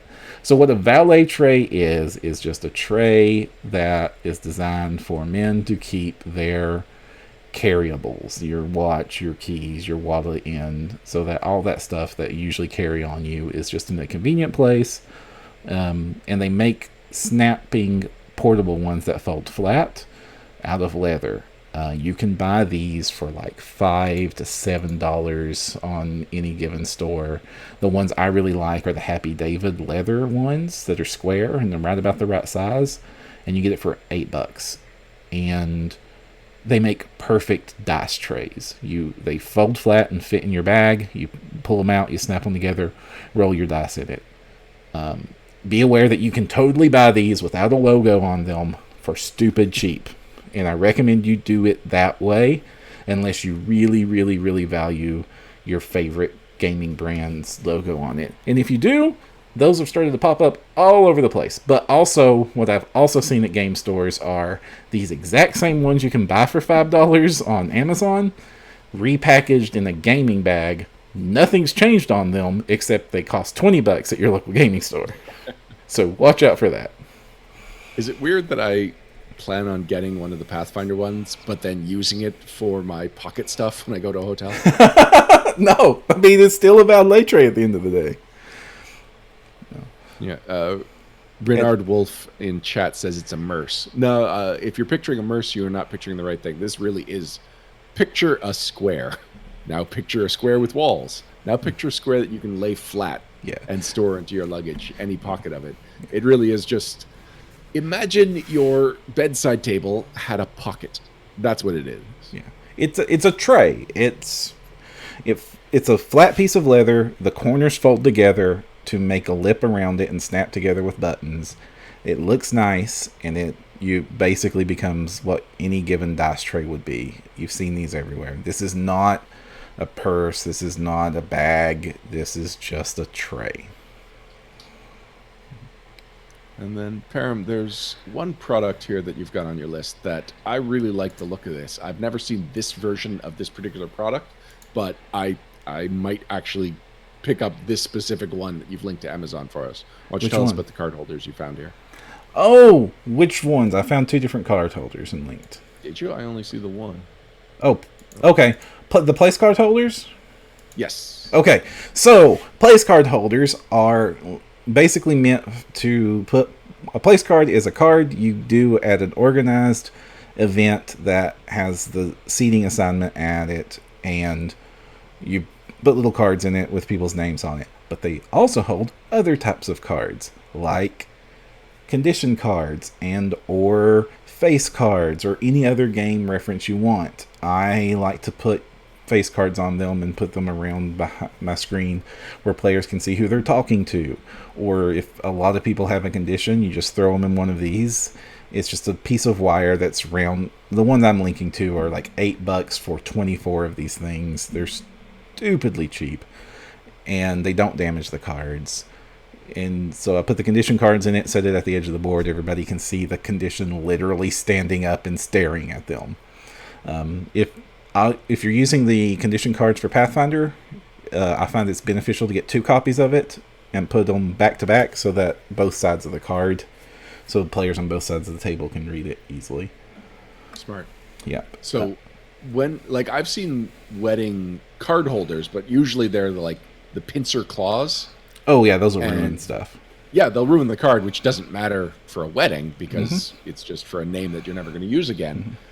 But these, you can just slot the card into and no damage will come to the cards and it'll hold them up. And it'll even be a little bit fancy. It even kind of looks like a spell effect or something is going on there. So I really like the look of these. Yeah, this is the ones we're talking about are the Hoya Tabletop Wire Place card holder. You can get them, the ones I linked in our chat. I guess I'm gonna post it in chat because I don't know that Donato has those. You can also get these with a vertical stand, so they'll go a few inches above the table if you want, instead of being flush with the bottom of the table. I prefer the flush with the bottom of the table, but there's been days that having the taller ones, especially if I'm at a convention and I need to have something get attention, those are good too. So the big thing that I've been saving up for the end is bowls. Bowls, just any old bowl. Ideally wood, because it's fancier and feels more appropriate. But yeah, if every player gets a bowl, either on the player side or the GM side, and use it to just track everything. So using it with beads, you can have red beads represent every point of damage they take, and then black beads represent every 10th. So once you put 5 beads in there, you take it up, throw out a black one, and so it gives you a visual representation that you can see from anywhere on the table, just how much damage you've taken. If you've got a condition, you can do a different colored bead that you throw in there. Or we were talking about Dapper Devil. If you get something like the Dapper Devil tokens, you could throw them in the bowl, and then anytime it's your turn or any time someone is concerned about the conditions you have, you just look for the tokens versus the beads or the different colored beads. I like the idea of the sound it would make when you throw damage into the bowl. I like the manageability, the visual of it, and it makes hit point gathering or hit point calculating just a matter of skip counting and not erasing the one spot on the character sheet that changes a million times a session. So this is still in theory, but it's not like theory. My ideal home game around the table, everyone gets their bowl. I've used bowls. You've used bowls? How do you like it? We didn't use it for hit point tracking. We have a set of very tiny round bottom bowls. Ours are plastic, but they're purple. And we use them for tokens, for role-playing game tokens, hero points, status tokens. We also use them during board games. We just divide up all the different types of tokens into the bowls. And because it just makes life so much easier, cuts down on the mess, makes cleanup easier. And because round bottom, important for round bottom, because that makes it super easy to get tokens in and out of things. Yeah, that's smart. That is what I pictured, but I didn't think to mention it. They're not Paizo purple. They're kind of Easter purple. It was 8 of them for $1.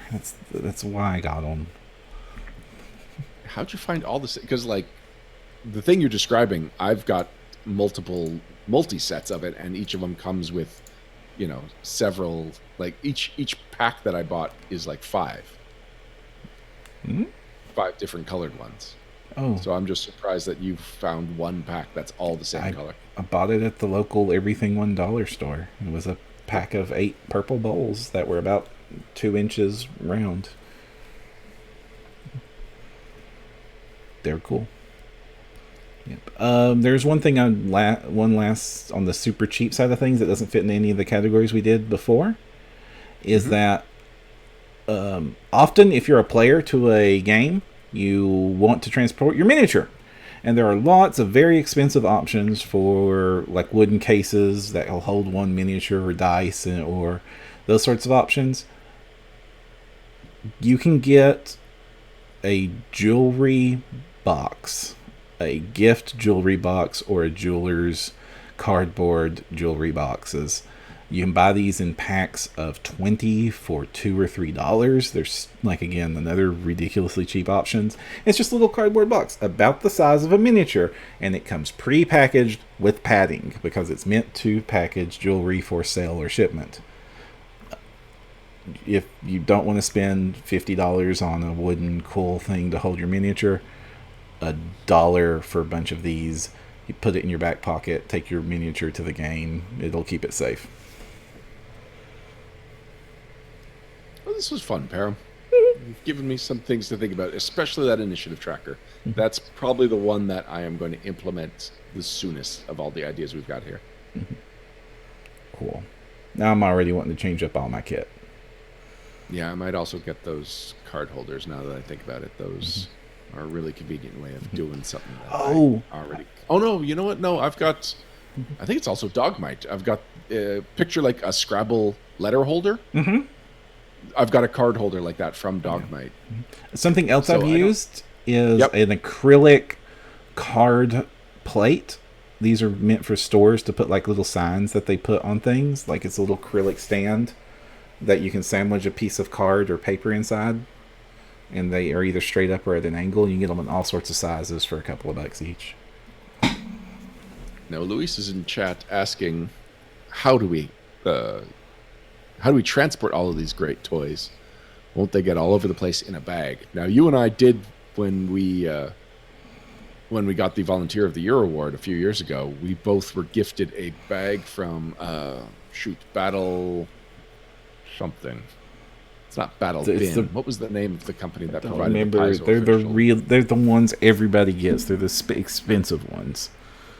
I don't remember. Not Battle Tech. No. Anyway, yeah, you can have a really cool big bag to do this in.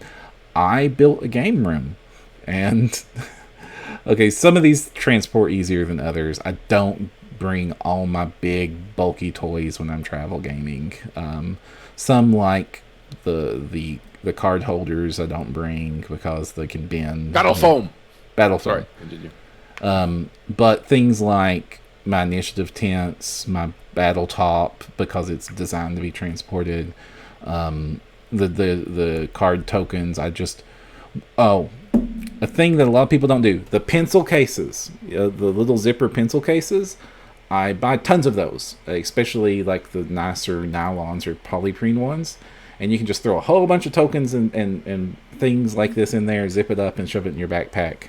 Those things don't have to just hold pencils. I do the same with all my cables for my cell phones and chargers and stuff. Instead of just throwing them in different pockets in a bag, I throw all my chargers into pencil cases, zip that up, and then throw it in with the laptop. It's an easy way to keep that stuff organized and safe and all kinds of cool stuff. So I believe Luis was trying to get us to talk about the battle foam carrying cases we have, which are Pathfinder licensed, but I don't believe the license is continued. I don't think people can still buy the bags anymore, although you can still buy the foam trays that we got. Yeah, it was a weird license, I'll have to admit, because these are meant to protect armies of painted metal fragile things, and they didn't seem to be very well designed to transport books. And like I've come up with ways to make mine transport books fairly well, but it definitely... that's more protection than your average role-playing game miniature set needs. Yeah, it's also bulky. Like, it has a great carrying capacity, but it has a greater carrying capacity than I need. And so I never found I was using it because it was too big for what I needed at any given time. Yep. But if you do have a whole lot of stuff you need to transport for a game, don't just look for traditional gamer backpacks. One of the best things you can get is like a craft tote that's meant for like scrapbookers, because they have like tons of little pockets to hold all sorts of things. They have roller wheels. They have big filing cabinet dividers. They're designed to transport big, heavy, bulky books and keep everything safe, as well as lots of little tokens and paints and stuff. Joanne does one called the Deluxe Scrapbook Rolling Tote, and you can get that from a few different places. I have bought one of these, and it used to be my primary carry for my gaming bag, because it turns out scrapbooking stuff is the same kind of stuff that role players like to use for making their stuff. By the way, Luis is in chat saying, "How dare you accuse me of plugging a product?" He claims he was genuinely curious. Claims. Param, that about wraps things up. Although before we go, there is a major announcement that we now have permission to make public. Woohoo! So, according to No Direction's official PaizoCon countdown correspondent, Darren Caldemeyer, we are 16 days away from PaizoCon. And Darren's actually been asking us quite a bit in chat how PaizoCon coverage is going to work this year. Param, you will be taking on the bulk of the duties this year. How is that going to go? All right. So, No Direction and Paizo are officially partnering to live stream PaizoCon and Gen Con seminars this year. When you tune into these seminars, you will be able to watch them live on the official Paizo Twitch stream. And of course, the recordings will be available on the No Direction pages. We will be doing our usual audio recordings as well, because there are too many, because there's, especially at PaizoCon, there's simultaneous seminars going on, so we can't live stream them all simultaneously. But we will be live streaming what we think are like the big headliners, and then the rest of this stuff will be recorded in audio and released over our usual method that we've released the con recordings that you're all used to. So you'll be able to watch us live, and also we won't just be blindly recording the streams. Between the streams, before the streams, the No Direction crew will be there providing commentary about what's going on, talking with the online audiences, and just sort of hanging out and helping you all feel like you really are there at PaizoCon and Gen Con this year.